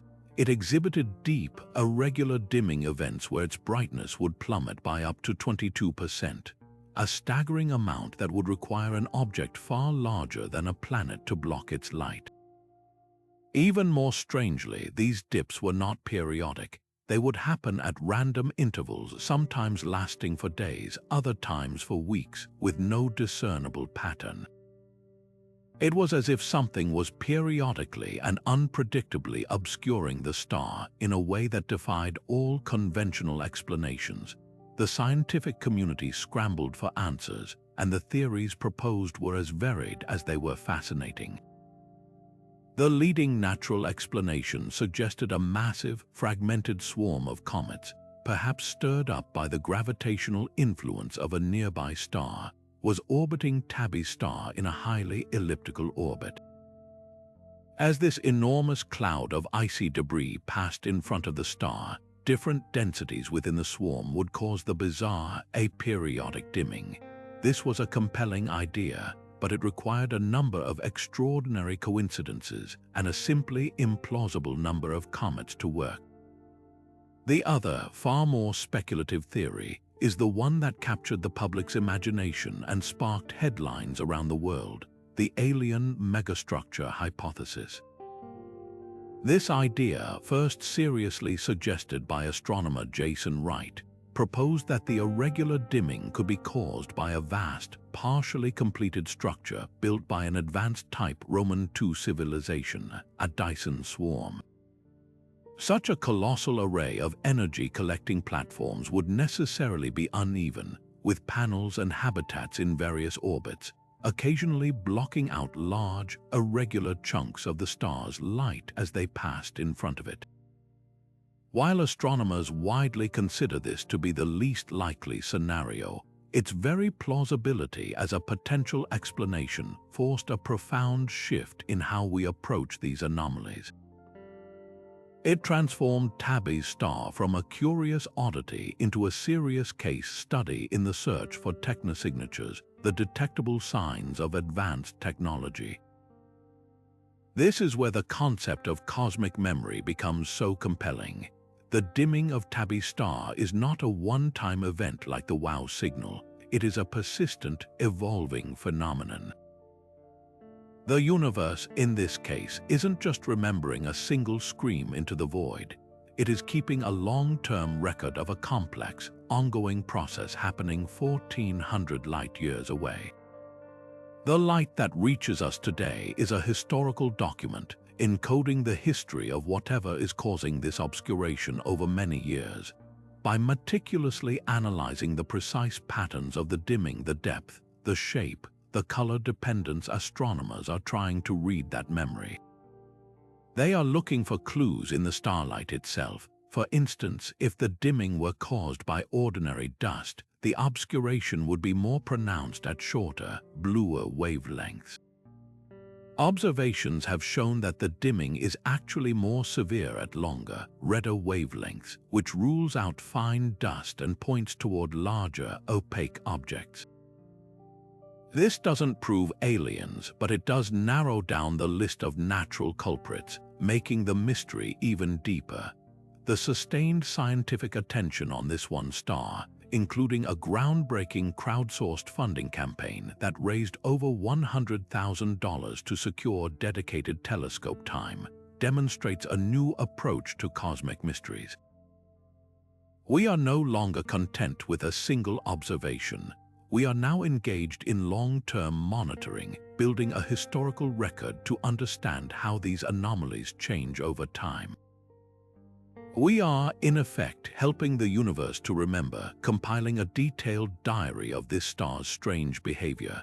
Tabby's star serves as a powerful reminder that the cosmos might hold memories not just in ancient light or gravitational pulls, but in the real-time, dynamic behavior of its countless stars. It urges us to keep watching, to be patient, and to recognize that the most extraordinary secrets are often hidden not in the grand, sweeping theories, but in the subtle, flickering light of a single, unassuming star. While the flickering of Tabby's star captures our attention with its potential for hidden artificiality, our next phenomenon reveals a far more subtle yet pervasive force that has been woven into the fabric of the cosmos since its earliest moments. This is the story of the universe's magnetic memory, an invisible architecture of force that guides the birth of stars and the shape of galaxies, yet whose own origin remains one of cosmology's most enduring puzzles. We often think of magnetic fields as local phenomena, the familiar pull of a bar magnet, the Earth's protective shield that deflects solar storms, or the intense field generated by the dynamo deep within our sun. But venture out into the deepest voids between galaxies, and you might assume you'd find nothing but empty, field-free space. Astonishingly, that's not the case. Sensitive observations reveal that magnetic fields, albeit incredibly weak, exist everywhere. They thread through the vast intergalactic medium, they run along the colossal filaments of the cosmic web, and they are amplified within the swirling disks of galaxies themselves. These are not the strong, neatly ordered fields of a magnet on your refrigerator. They are vast, diffuse, and chaotic, but they are undeniably there, permeating the entire observable universe. The sheer scale of these fields is breathtaking. They can be coherent over distances of millions of light years, a testament to a process that operated on a truly cosmic scale. And this presents a monumental mystery. Where did they come from? Magnetic fields are not a fundamental force like gravity. They are created by the movement of charged particles, by electric currents. You need a dynamo to start one, but a dynamo needs a seed magnetic field to amplify. It's the ultimate chicken and egg problem. How do you create the first, primordial magnetic field that all subsequent cosmic dynamos could then build upon? The leading theory suggests that the universe itself provided the initial spark in its fiery infancy. In the frantic first seconds after the Big Bang, during the period of inflation or the subsequent turbulent plasma era, incredibly subtle quantum fluctuations or violent particle collisions could have generated minute seed fields. These weak magnetic seeds, once created, would have been stretched and amplified by the expansion of the universe and the turbulent motions of the primordial plasma. They would have acted like invisible threads, becoming entangled in the formation of the first galaxies and protogalactic structures, as gravity pulled gas together to form galaxies, and those galaxies began to rotate. These primordial seed fields were captured and dramatically amplified by a process called the galactic dynamo effect. The rotation of the galaxy twists and shears the magnetic field lines, while the turbulent motions of ionized gas within the disk stretch and fold them, transferring energy from the galaxy's motion into the magnetic field, strengthening it over hundreds of millions of years. This is where the concept of cosmic memory becomes so powerful. The large-scale magnetic fields we detect today are not random. Their structure and orientation often reflect the dynamics of the galaxy itself, tracing out the spiral arms and following the contours of interstellar gas clouds. They are a living fossil record. They remember the turbulent conditions of the early universe that created their initial seeds, and they remember the entire history of their host galaxy's formation and evolution. They carry an imprint of every rotation, every collision, every burst of star formation that has ever occurred within that island universe. By studying the strength and morphology of these magnetic fields across different types of galaxies and in the voids between them, astronomers are essentially doing cosmic paleontology. They are reading a historical document written in the language of magnetic force, a document that chronicles events from the first second of time to the present day. These fields are not passive relics, they actively shape the cosmos. They influence the rate at which stars form by providing support against gravitational collapse in giant molecular clouds. They channel cosmic rays, guide galactic winds, and contribute to the overall energy balance of the interstellar medium. The universe's magnetic memory is not a silent record. It is an active participant in the ongoing story of creation, a faint but persistent whisper from the dawn of time that continues to guide the evolution of the largest structures in the cosmos. While the magnetic fields that thread the cosmos remember the universe's turbulent infancy through force and motion, our next mystery reveals a memory of a different kind, one written not in magnetism but in profound, chilling emptiness. This is the story of the Eridanus supervoid and its eerie, seemingly impossible partner, the cosmic microwave background cold spot. To understand why this pairing is so deeply unsettling to cosmologists, we need to journey back once more to that ancient afterglow of the Big Bang, the cosmic microwave background. As we've discussed, this radiation is incredibly uniform, but it is peppered with tiny temperature fluctuations, tiny ripples of slightly warmer and slightly cooler patches that represent the seeds of all future structure. Most of these fluctuations are very small, on the order of 1 part in 100,000, but there is one spot, a region in the constellation Eridanus, that is not like the others. It is a vast circular patch of sky that is significantly colder than the average, a deep and pronounced chill in the fossilized heat of the universe's birth. This cold spot is a massive outlier, a statistical anomaly so significant that it stands out against the otherwise random cosmic static. For years, its existence defied easy explanation. How could such a large and coherent cold region form? The leading theory in cosmology suggests that these temperature variations are primarily caused by density fluctuations in the early universe. Denser regions appear slightly warmer in the CMB, while less dense regions appear slightly cooler. But the cold spot is so exceptionally cold and so large that it would require a truly enormous underdensity, a region of staggering emptiness, to account for it through this standard process. This is where the plot thickens and the concept of cosmic memory takes on a startling new dimension. Astronomers, using large galaxy surveys to map the three-dimensional structure of the universe, went looking for such a void. And they found one, sitting roughly 1.8 billion light-years away. Right in the direction of the cold spot lies the Eridanus supervoid. This is not just any empty patch of space. It is a cosmic desert of epic proportions, a spherical region hundreds of millions of light-years across that is conspicuously devoid of galaxies, galaxy clusters, and crucially, the dark matter that normally pulls them together. It is one of the largest single structures ever identified in the universe. The coincidence in position is too perfect to ignore. The prevailing explanation for how they might be connected involves a subtle but powerful cosmic memory effect called the integrated Sachs-Wolfe effect.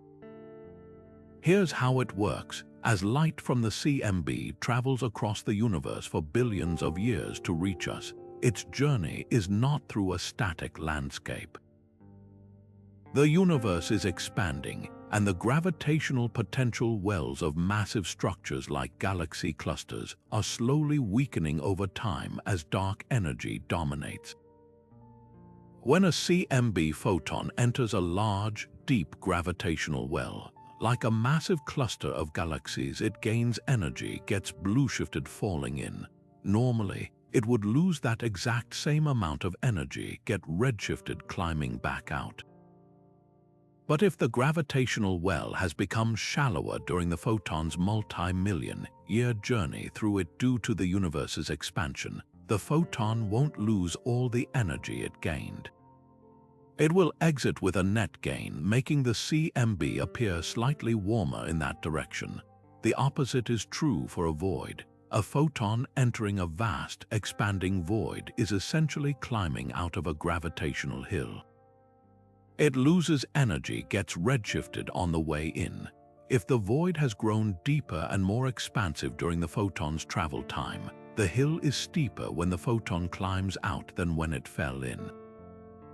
It has to expend even more energy to escape, resulting in a net loss. The photon is thus cooler and colder when it finally reaches our telescopes. In this elegant scenario, the Eridanus supervoid acts as a kind of fossilized imprint. It remembers its own formation and growth over billions of years.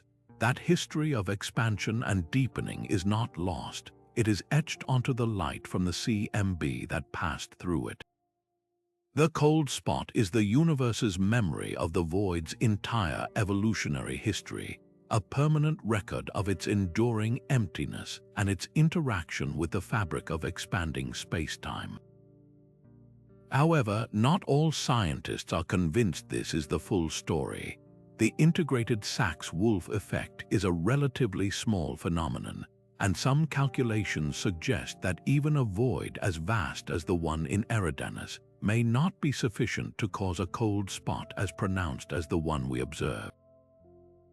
This discrepancy has led to more exotic and far more thrilling proposals. Some theorists suggest the cold spot might not be a memory of a void at all, but a relic of a cosmic collision, a bruise left on the sky from a primordial encounter with another universe. In certain models of the multiverse, our universe could have collided with a neighboring bubble universe in the distant past. The energy released in such a cataclysmic event could have created a specific, large-scale disturbance in the CMB, leaving behind a cold, circular scar. Others have proposed it could be evidence of a supremely rare, giant quantum fluctuation that was frozen into the fabric of reality during the inflationary epoch, a memory of a random statistical jump that occurred in the first trillionth of a second of time. Whether the explanation is the subtle gravity of a remembered void or a mind-bending brush with another cosmos, the Eridanus cold spot and its associated supervoid stand as a profound testament. They show that the universe's memory is not only stored in particles, forces, and structures, but also in the very subtle energies of the light that has journeyed since the beginning. It is a memory written in the interaction between light, gravity, and time itself, a faint but undeniable echo of the largest emptinesses challenging our understanding of the cosmos's deepest history. Yet while the Eridanus supervoid presents a memory of cosmic emptiness on a staggering scale, our next phenomenon brings that sense of history much closer to home. transforming the familiar night sky into a canvas that remembers the very creation of our own solar system. For those who have ventured far from city lights on a clear, moonless evening, either just after sunset or before sunrise, you may have witnessed a hauntingly beautiful sight, a faint, ethereal pyramid of light reaching up from the horizon, tracing the path of the ecliptic where the sun and planets travel. This ghostly glow is the zodiacal light, often mistaken for the lingering twilight or the Milky Way's faint band, but it is something entirely different and far more intimate. It is sunlight, but sunlight reflected not off planets or moons, but off countless trillions of microscopic dust particles that form a vast, lenticular cloud enveloping our entire inner solar system. This interplanetary dust cloud is more than just celestial decoration. It is a historical archive, a tangible record of the violent processes that built our planetary neighborhood and continue to shape it to this day. Each of these tiny particles, most no larger than grains of fine sand, is a fossil. They are the leftover building blocks of planets, the crumbs from a 4.5 billion-year-old construction project that never quite finished. They are also the debris from countless collisions that have occurred since the pulverized remains of asteroids that shattered in violent impacts, the dust shed from comets as their icy nuclei vaporized during close passes by the sun, and even the ejecta from ancient volcanic eruptions on moons like Io. When we observe the zodiacal light, we are not just seeing scattered sunlight. We are witnessing a collective memorial to the solar system's dynamic and often violent history. The very existence and distribution of this dust cloud tell a story. Its concentration along the ecliptic plane reveals the memory of the solar system's origin in a flat, spinning protoplanetary disk. The gravitational influence of the planets, particularly Jupiter, has sculpted and confined this dust over eons, herding it into its current configuration. By analyzing the composition of these particles, some of which have been collected by high-flying aircraft and studied in laboratories, scientists can read this history like a book. They can identify grains that predate the sun itself, stardust from other stars that was incorporated into our solar nebula.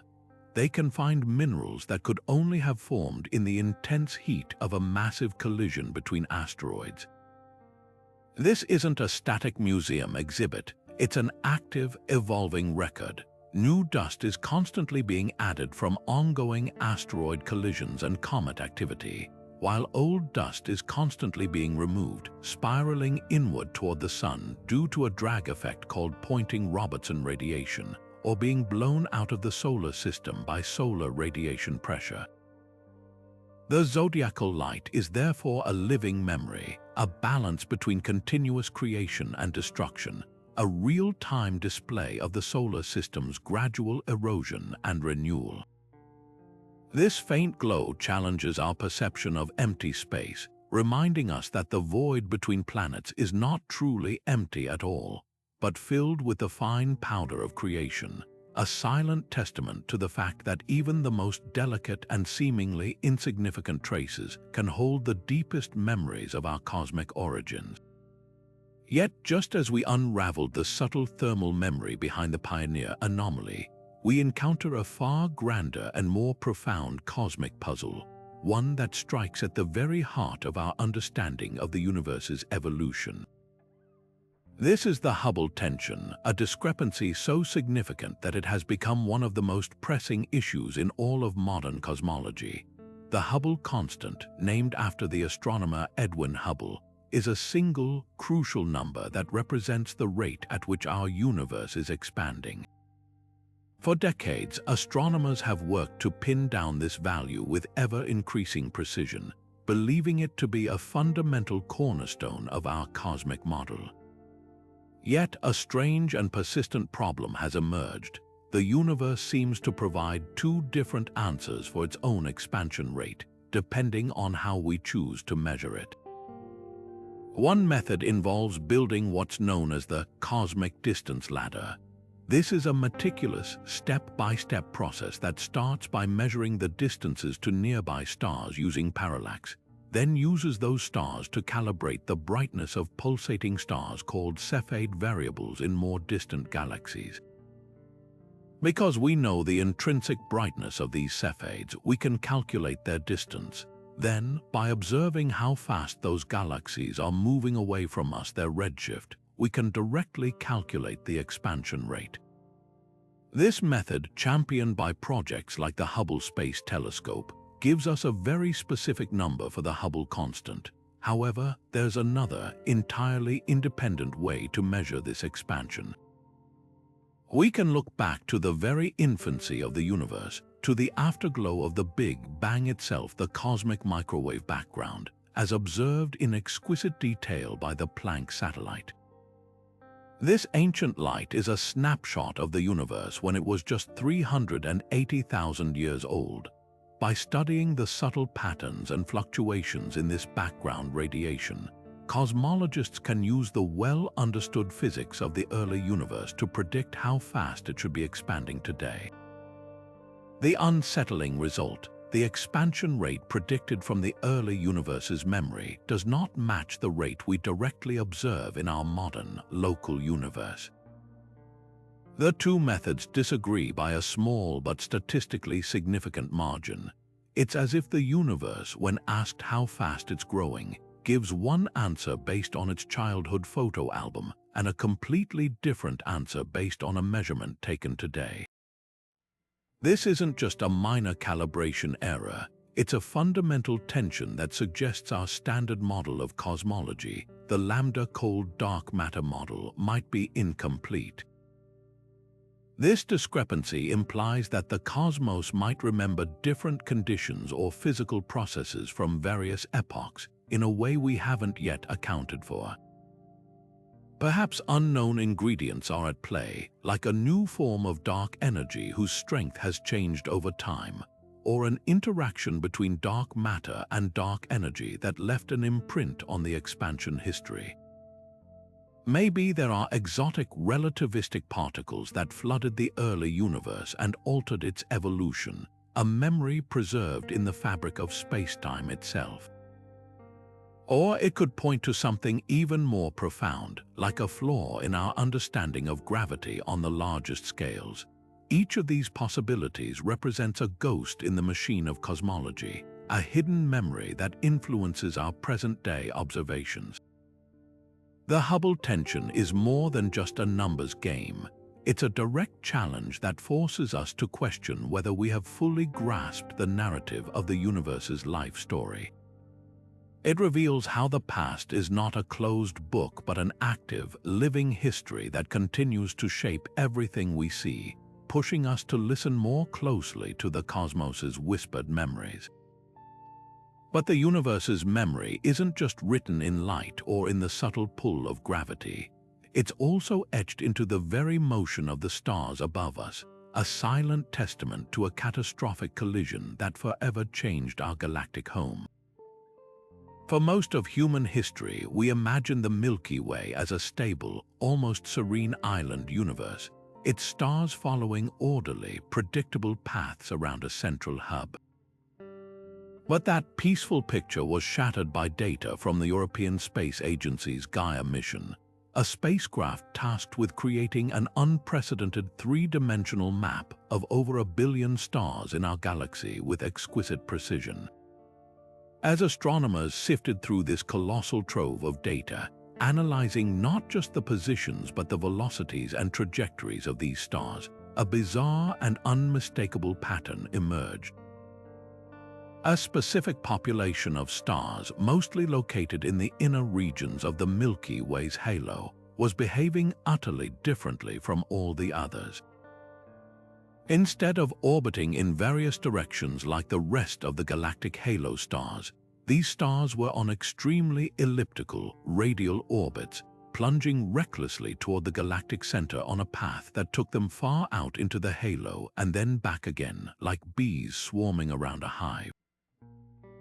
Their unique motion, when plotted, created a distinct sausage-like shape in velocity space, leading to this group's unforgettable name, the Gaia sausage. This was no random collection of stars. This was the ghost of a galaxy. The inescapable conclusion was that we were looking at the stellar debris from a colossal merger, the remains of a dwarf galaxy that ventured too close to the young Milky Way between 8 and 11 billion years ago. This galaxy, now nicknamed the Gaia Enceladus Sausage Galaxy, was no small fry. It was likely about 1/4 the mass of the Milky Way at the time of impact, making this one of the most significant events in our galaxy's entire history. The collision would have been a slow-motion, cosmic catastrophe of almost unimaginable violence, stretching over hundreds of millions of years. The smaller galaxy would have been torn apart by the Milky Way's immense gravity, its stars stripped away and scattered into the chaotic, plunging orbits we see today. The energy from the impact would have likely puffed up the Milky Way's disk and contributed a huge amount of material to its halo, fundamentally reshaping its structure. And then, over eons, the chaos settled. The gravitational pull of the Milky Way smoothed out the orbits of most of its stars, creating the more placid rotation we see today. But the stars from the Gaia sausage never forgot.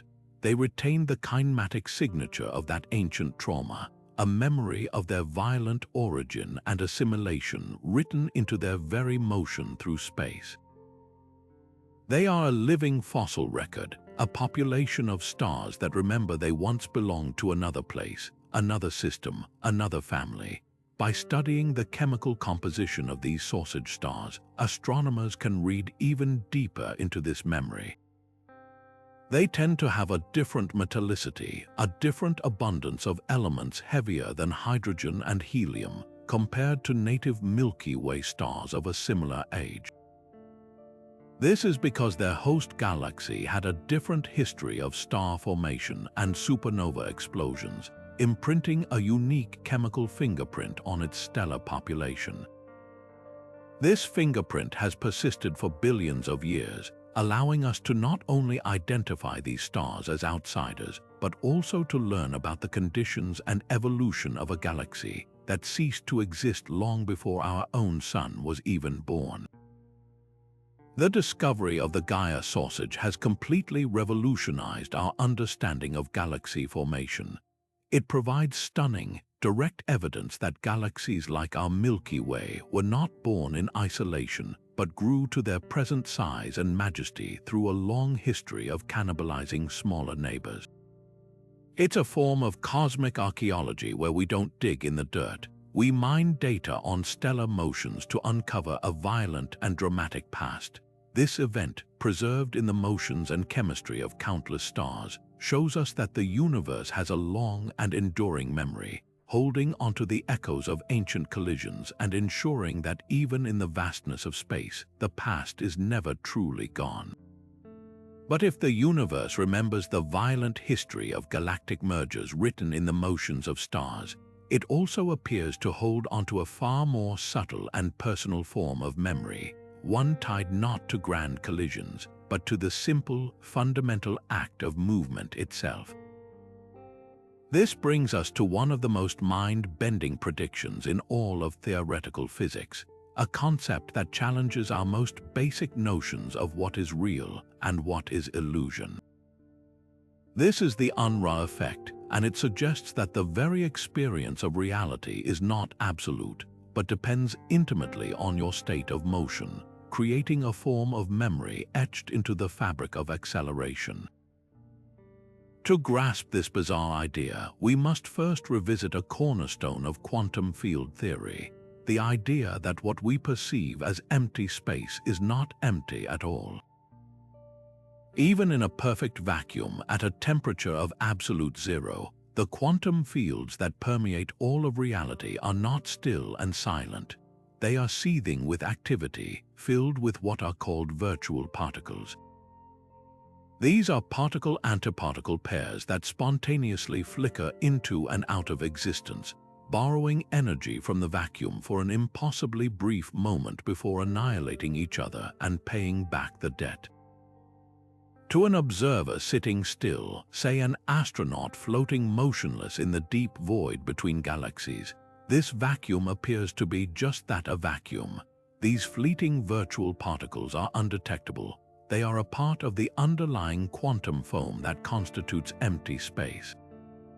But now, imagine that same astronaut fires their thrusters and begins to accelerate, cruising through the void at a constantly increasing velocity. According to the work of physicist William Unruh in 1976, something astonishing would happen from the astronaut's new perspective. That once undetectable quantum foam would no longer appear empty. Instead, the astronaut would find themselves surrounded by a warm bath of real, detectable particles, a glow of thermal radiation. The vacuum would have heated up. It's as if the very act of acceleration makes these virtual particles real, coaxing them out of hiding and giving them a tangible existence. The temperature of this thermal bath is not random. It is directly proportional to the acceleration. The harder you push on the thrusters, the hotter the glow becomes. For the accelerations we are used to, the effect is immeasurably tiny. To experience a warmth even as faint as 1 degree above absolute zero, you would need an acceleration a quadrillion times stronger than Earth's gravity, a truly impractical feat. But in principle, for an observer undergoing extreme acceleration, the effect is very real. This is where the concept of cosmic memory becomes utterly fascinating. The Unruh effect implies that the universe remembers an observer's history of acceleration. The quantum fields themselves retain a kind of ledger, and your motion through them determines what you perceive. An inertial observer, one moving at a constant velocity, and an accelerating observer will fundamentally disagree on the very contents of reality. One sees a cold, empty void. The other sees a warm, particle-filled space. Crucially, both are correct from their own frame of reference. There is no single objective answer to the question, is this space empty? The answer depends entirely on your path, your history of motion. Your acceleration writes a temporary but real memory into your interaction with the quantum fields, defining the reality you experience. This bizarre prediction is deeply connected to Hawking radiation from black holes through the principle of equivalence, which states that gravity is indistinguishable from acceleration. Just as an accelerating observer sees a thermal bath, an observer near a black hole's event horizon would see Hawking radiation, while a distant observer would see none. The Unruh effect serves as a simpler, more fundamental example of how motion and gravity can literally pull particles into existence from the quantum vacuum. It reveals a universe where information about your journey, your acceleration history is not a private affair. It is publicly displayed in the very nature of the particles that pop into existence around you.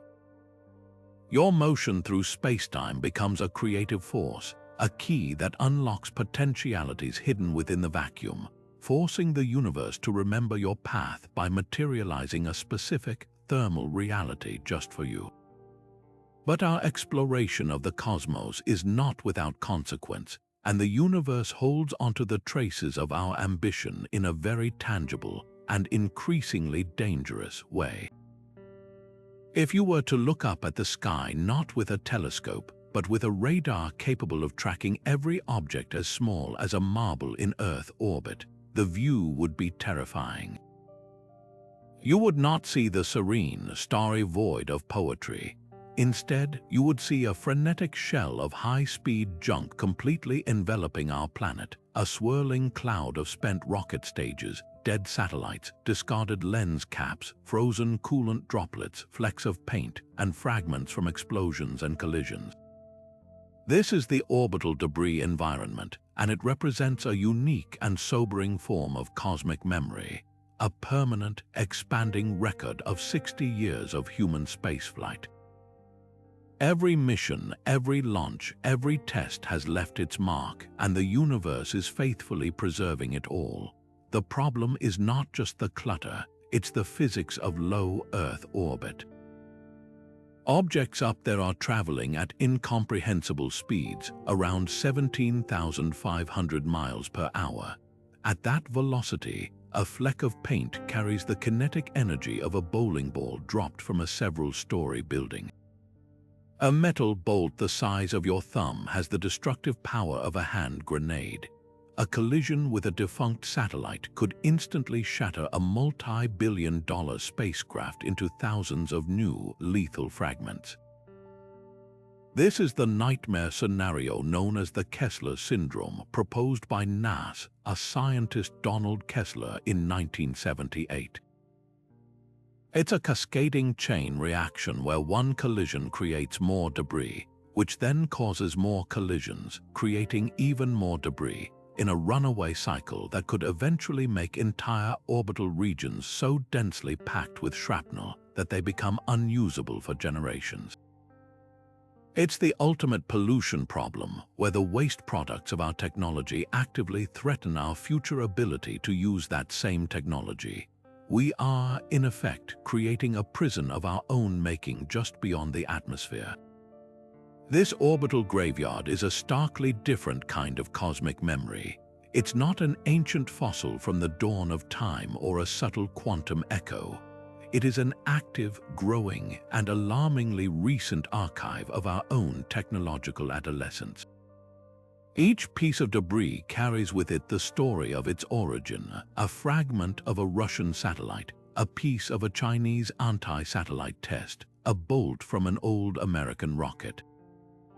This cloud remembers every mistake, every shortcut, every mission where the long-term consequences of leaving junk behind were ignored for the short-term goal of reaching space.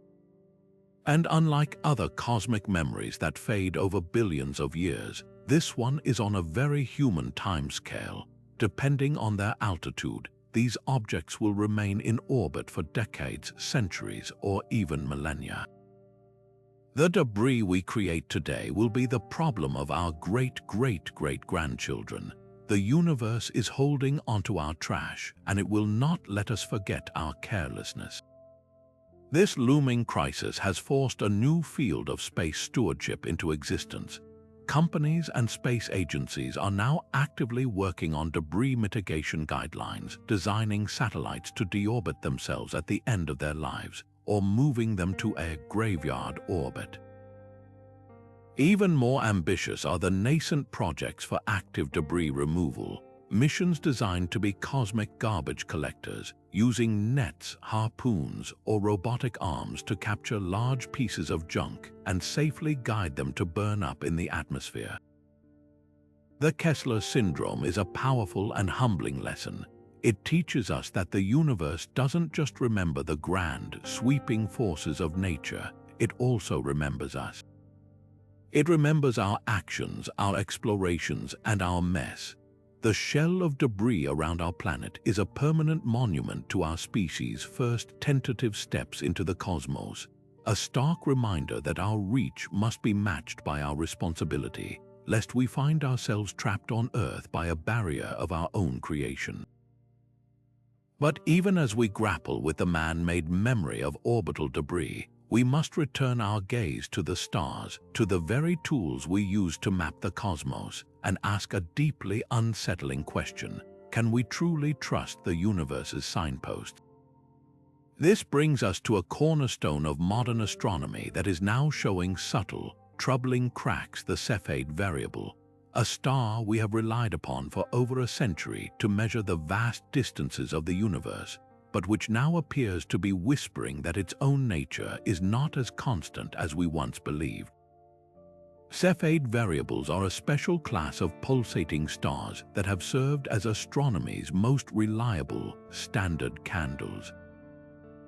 Their genius lies in a beautifully simple relationship discovered by Henrietta Leavitt in the early 20th century.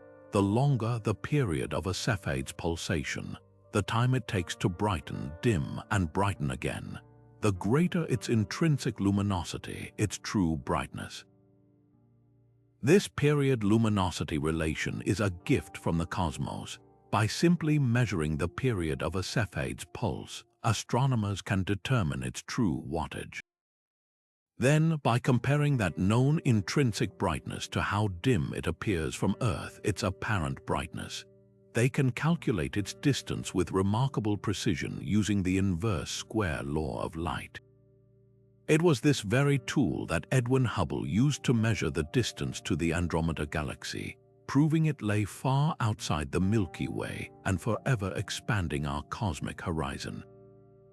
Cepheids became the crucial first rung on the cosmic distance ladder, the foundation upon which we built our measurements of the Hubble constant and the scale of the entire observable universe. We trusted them implicitly, but that trust is now being gently yet firmly challenged as our telescopes have grown more powerful, allowing us to study Cepheids in vastly different environments, from the quiet outskirts of galaxies to the chaotic, metal-rich hearts of stellar nurseries. A nagging inconsistency has emerged.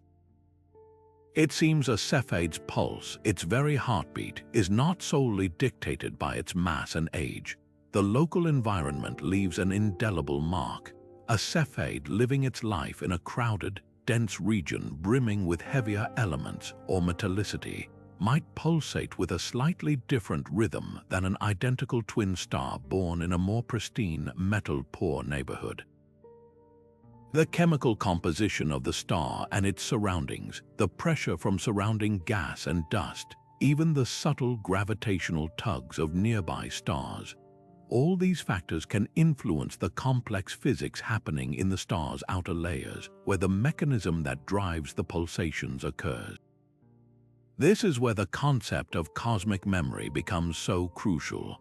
A Cepheid variable is not just a simple cosmic light bulb, it is an individual with a history. Its current pulsation period is a product of its entire life story, where it was born, the composition of the gas cloud that formed it, and the environmental pressures it has endured over millions of years. The universe, in a sense, remembers these local conditions and encodes them into the star's very pulse.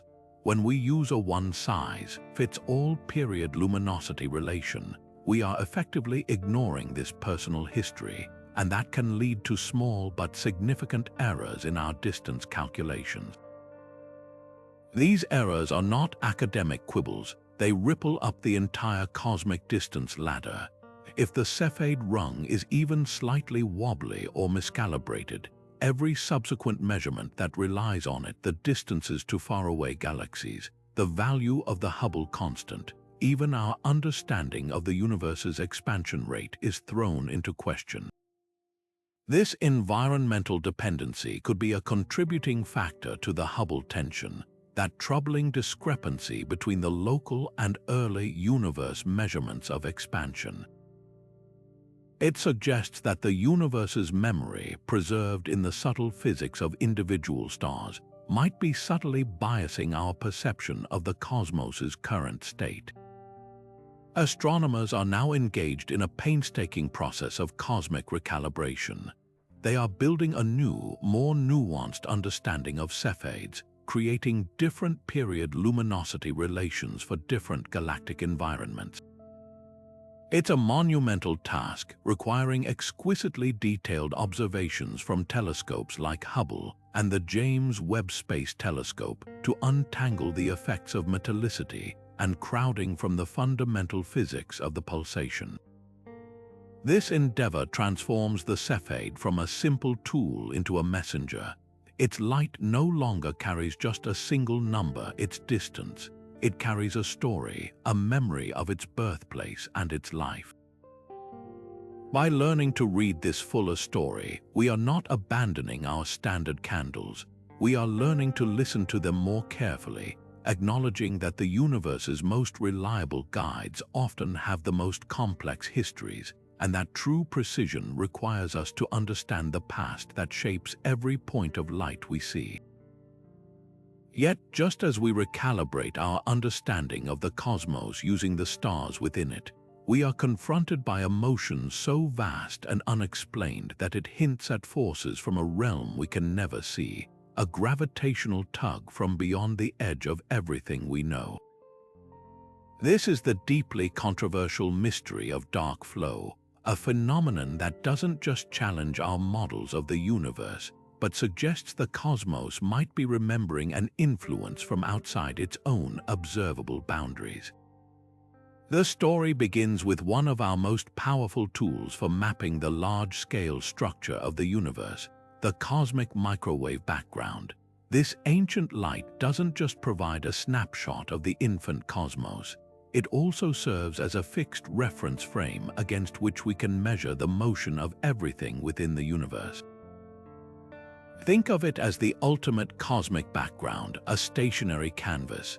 Now, if the Big Bang model and the cosmological principle are correct, the motion of galaxy clusters should be random and isotropic. They should be moving in all directions with no preferred overall flow, their motion dominated by the local gravitational pull of nearby matter and the overall expansion of the universe.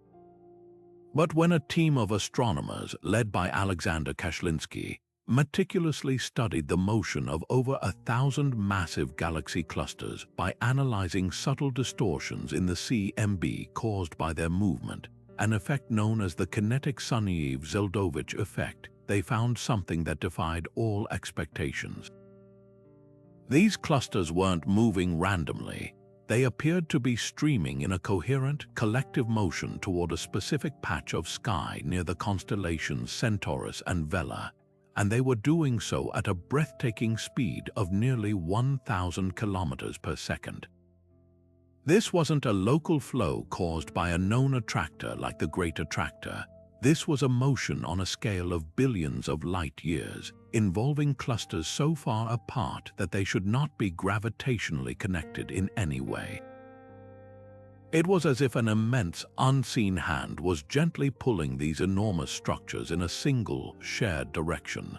The team gave this mysterious motion a name that captured its eerie and unexplained nature: dark flow.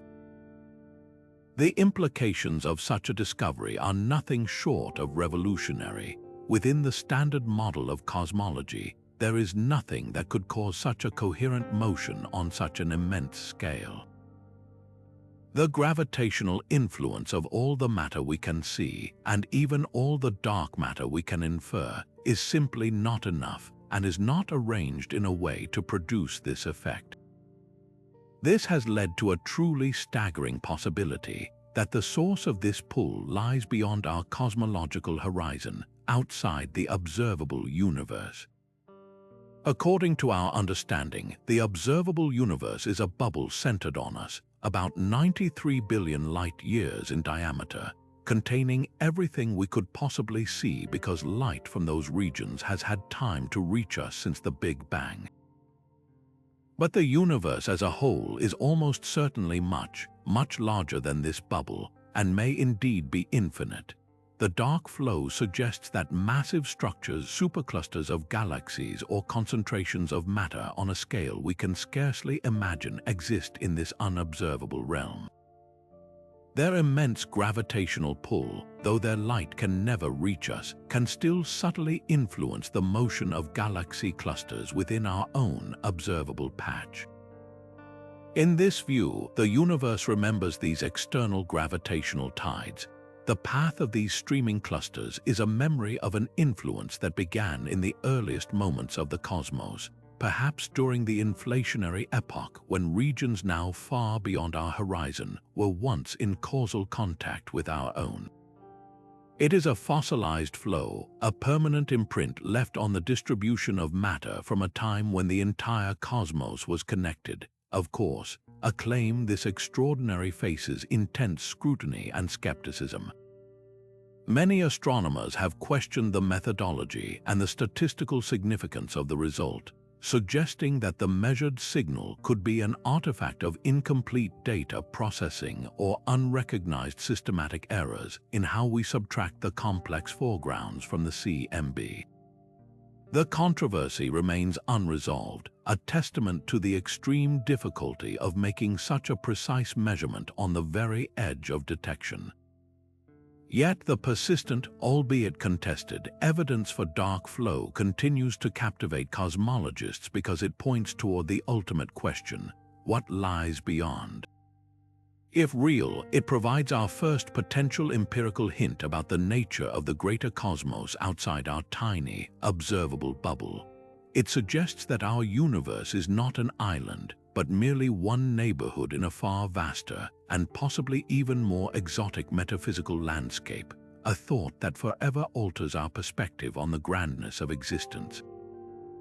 But just as we confront the possibility of a vast, unseen cosmos pulling on our own, we are drawn back to the very first moments of everything, to a puzzle written not in gravity or motion, but in the fundamental chemistry of the universe. This is the lithium problem, a quiet but profound anomaly that strikes at the heart of our understanding of the Big Bang itself, suggesting that the cosmos might remember its earliest nuclear reactions in a way that continues to baffle our most precise calculations. In the first 20 minutes following the Big Bang, the universe was a searingly hot nuclear furnace. During this brief, explosive period known as Big Bang nucleosynthesis, the primordial soup of protons and neutrons fused to form the first atomic nuclei, primarily hydrogen, a good amount of helium-4, and trace amounts of deuterium, helium-3, and one particular isotope, lithium-7. For decades, cosmologists have used our exquisitely detailed understanding of nuclear physics to calculate exactly how much of each of these elements should have been cooked up in that primordial cauldron. The predictions for hydrogen and helium match the observed abundances in the oldest stars and gas clouds almost perfectly, a stunning triumph for the Big Bang theory. But there is one glaring exception. When it comes to lithium-7, the universe seems to have a terrible memory. Our models predict that the oldest stars in the halo of our galaxy, stars that formed from nearly pristine material untouched by later generations of element-forging supernova, should have about 3 times more lithium-7 in their atmospheres than we actually observe. It's not a small discrepancy, it's off by a factor of 3. It's as if someone or something went through the early universe and selectively scrubbed away 2/3 of this crucial element. This is not a case of the lithium being hidden or residing somewhere we can't see. Astronomers have measured the spectral signatures of this element in these ancient stellar fossils with great care, and the deficit is persistent and undeniable.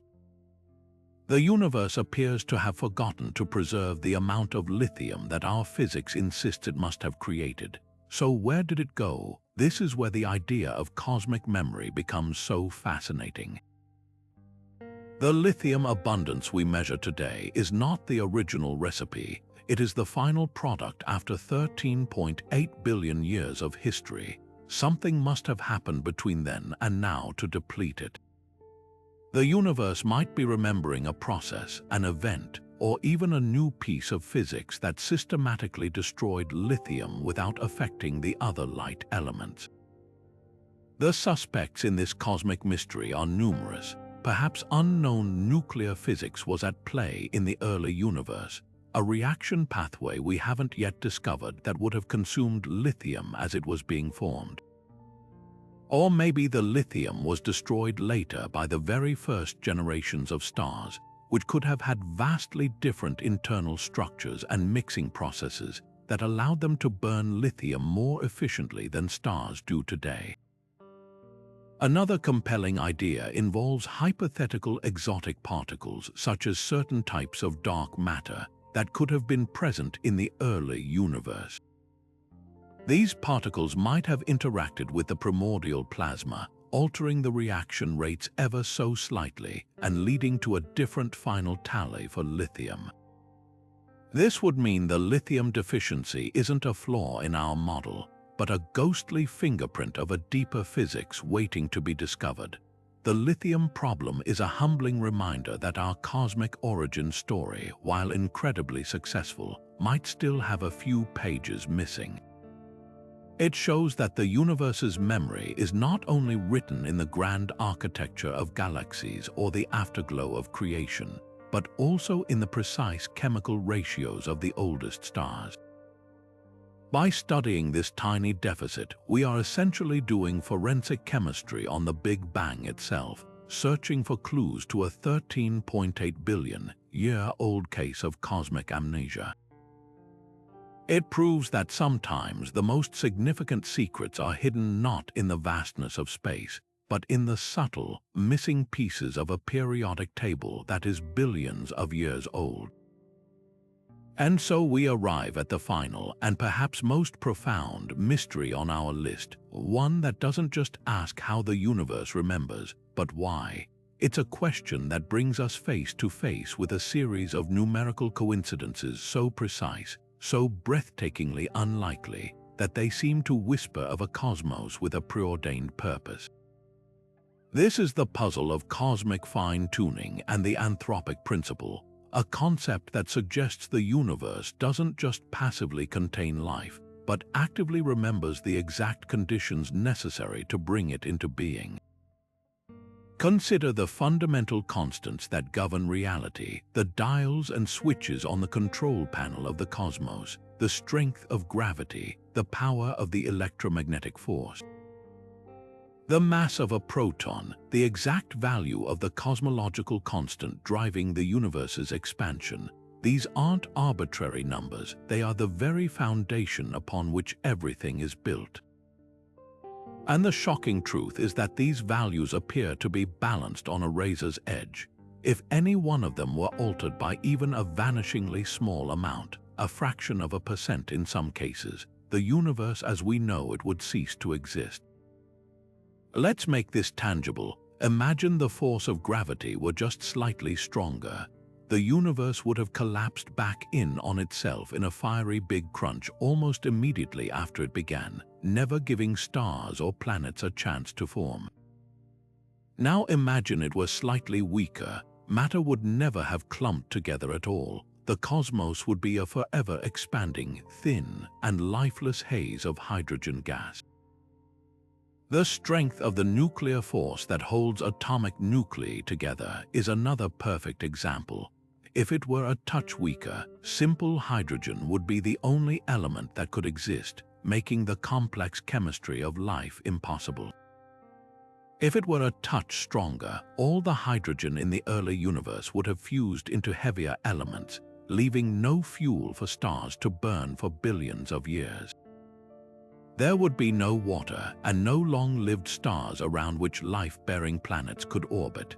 This incredible precision is what physicists call fine-tuning. It's as if the universe was designed with a specific outcome in mind. The constants aren't random. They are a carefully curated set of parameters that seem to remember the necessity of creating a stable, long-lived, and complex cosmos capable of fostering conscious observers.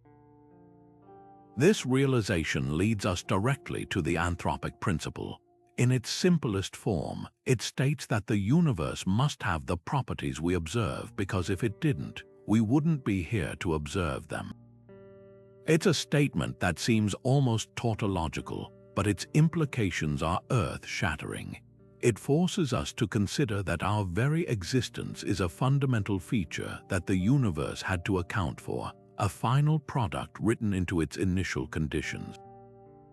This is where the idea of cosmic memory takes on a deeply philosophical, almost metaphysical dimension. The universe appears to hold a permanent, unwavering memory of a specific, life-permitting recipe. One compelling explanation for this is the multiverse theory. In this view, our universe is just one bubble in a vast, perhaps infinite, cosmic foam of universes, a multiverse. In each of these universes, the fundamental constants are randomly set to different values. In the overwhelming majority of these universes, the numbers don't work out. They collapse instantly, or they form only black holes, or they are utterly barren and structureless. But in a vanishingly rare subset like our own, the dice rolled just right. The constants landed on the perfect combination for life. In this scenario, the universe doesn't remember anything. We are simply the lucky winners of a cosmic lottery, living in the one universe that, by pure chance, got the settings correct. There's no memory, only an unimaginable number of trials and errors. But another interpretation is far more provocative. It suggests that this fine-tuning is not accidental, but necessary. That consciousness is not a late-arriving byproduct of the universe, but a fundamental aspect of it from the very beginning. In this view, the cosmos is structured in such a way that the emergence of observers is an inevitable consequence of its laws. The universe remembers to be habitable because that is its ultimate purpose or nature. This isn't necessarily a religious argument, though it does resonate with many theological perspectives. It can also be a philosophical stance that the laws of physics and the existence of conscious observers are inextricably linked, that the universe must be observed to be complete. The anthropic principle, therefore, stands as the ultimate cosmic memory. It is the collective, indelible imprint of every single one of the other 29 phenomena we've explored. Quantum entanglement allows for connectedness and coherence. The precise expansion rate dictated by the Hubble constant allows for galaxy formation. The specific nature of dark matter provides the gravitational scaffolding for those galaxies. The exact pattern of the cosmic microwave background provided the seeds for stars and planets. Every mystery, from the stability of time crystals to the information-preserving nature of black holes, contributes to a grand, interconnected system that is, against all odds, conscious and aware of itself. It brings our journey to a close not with a simple answer, but with the most profound question of all. Are we passive inhabitants of a randomly fortunate universe, or are we an active, intended part of a cosmos that, in some deep and fundamental way, remembers itself through us? The fine-tuning of the universe challenges us to see our own existence not as a happy accident, but as a central feature in the story of everything, a testament to the idea that the cosmos is not only full of memories but may, in fact, be a form of memory itself. From the spooky, instantaneous connection of quantum entanglement to the lingering gravitational echo of the Great Attractor, from the ancient light of the cosmic microwave background to the silent, swirling debris of our own orbital legacy, these 30 mysteries paint a portrait of a cosmos that is anything but forgetful. They reveal a universe that astonishingly remembers things it logically shouldn't: connections across space, events from the dawn of time, and even the faintest whispers of information that should have been lost to oblivion. Each one of these phenomena, in its own unique way, challenges the very bedrock of our understanding, forcing us to question the nature of physics, the flow of time, and the fundamental meaning of memory itself. They are not mere curiosities, they are profound puzzles, each one an invitation to explore deeper, to question more boldly, and to stand in awe of the breathtaking complexity that surrounds us. As we continue to investigate, to build more powerful telescopes and devise more elegant theories, we must remember that the universe's memories are not locked away in some dusty archive. They are active, dynamic, and woven into the fabric of reality, holding potential keys to unlocking even greater secrets about the nature of dark matter and dark energy, the possibility of other dimensions, or even the ultimate fate of everything we see. The journey of discovery is far from over. In fact, it feels as though it has only just begun. So, what do you think? Which of these cosmic memories do you find the most compelling, and what mysteries do you hope we unravel next? Share your thoughts in the comments below, and let's keep the conversation going. If you enjoyed this deep dive into the universe's strangest secrets, make sure to subscribe and hit the notification bell so you don't miss our next exploration into the unknown. Thank you for watching, and as always, keep looking up because the cosmos never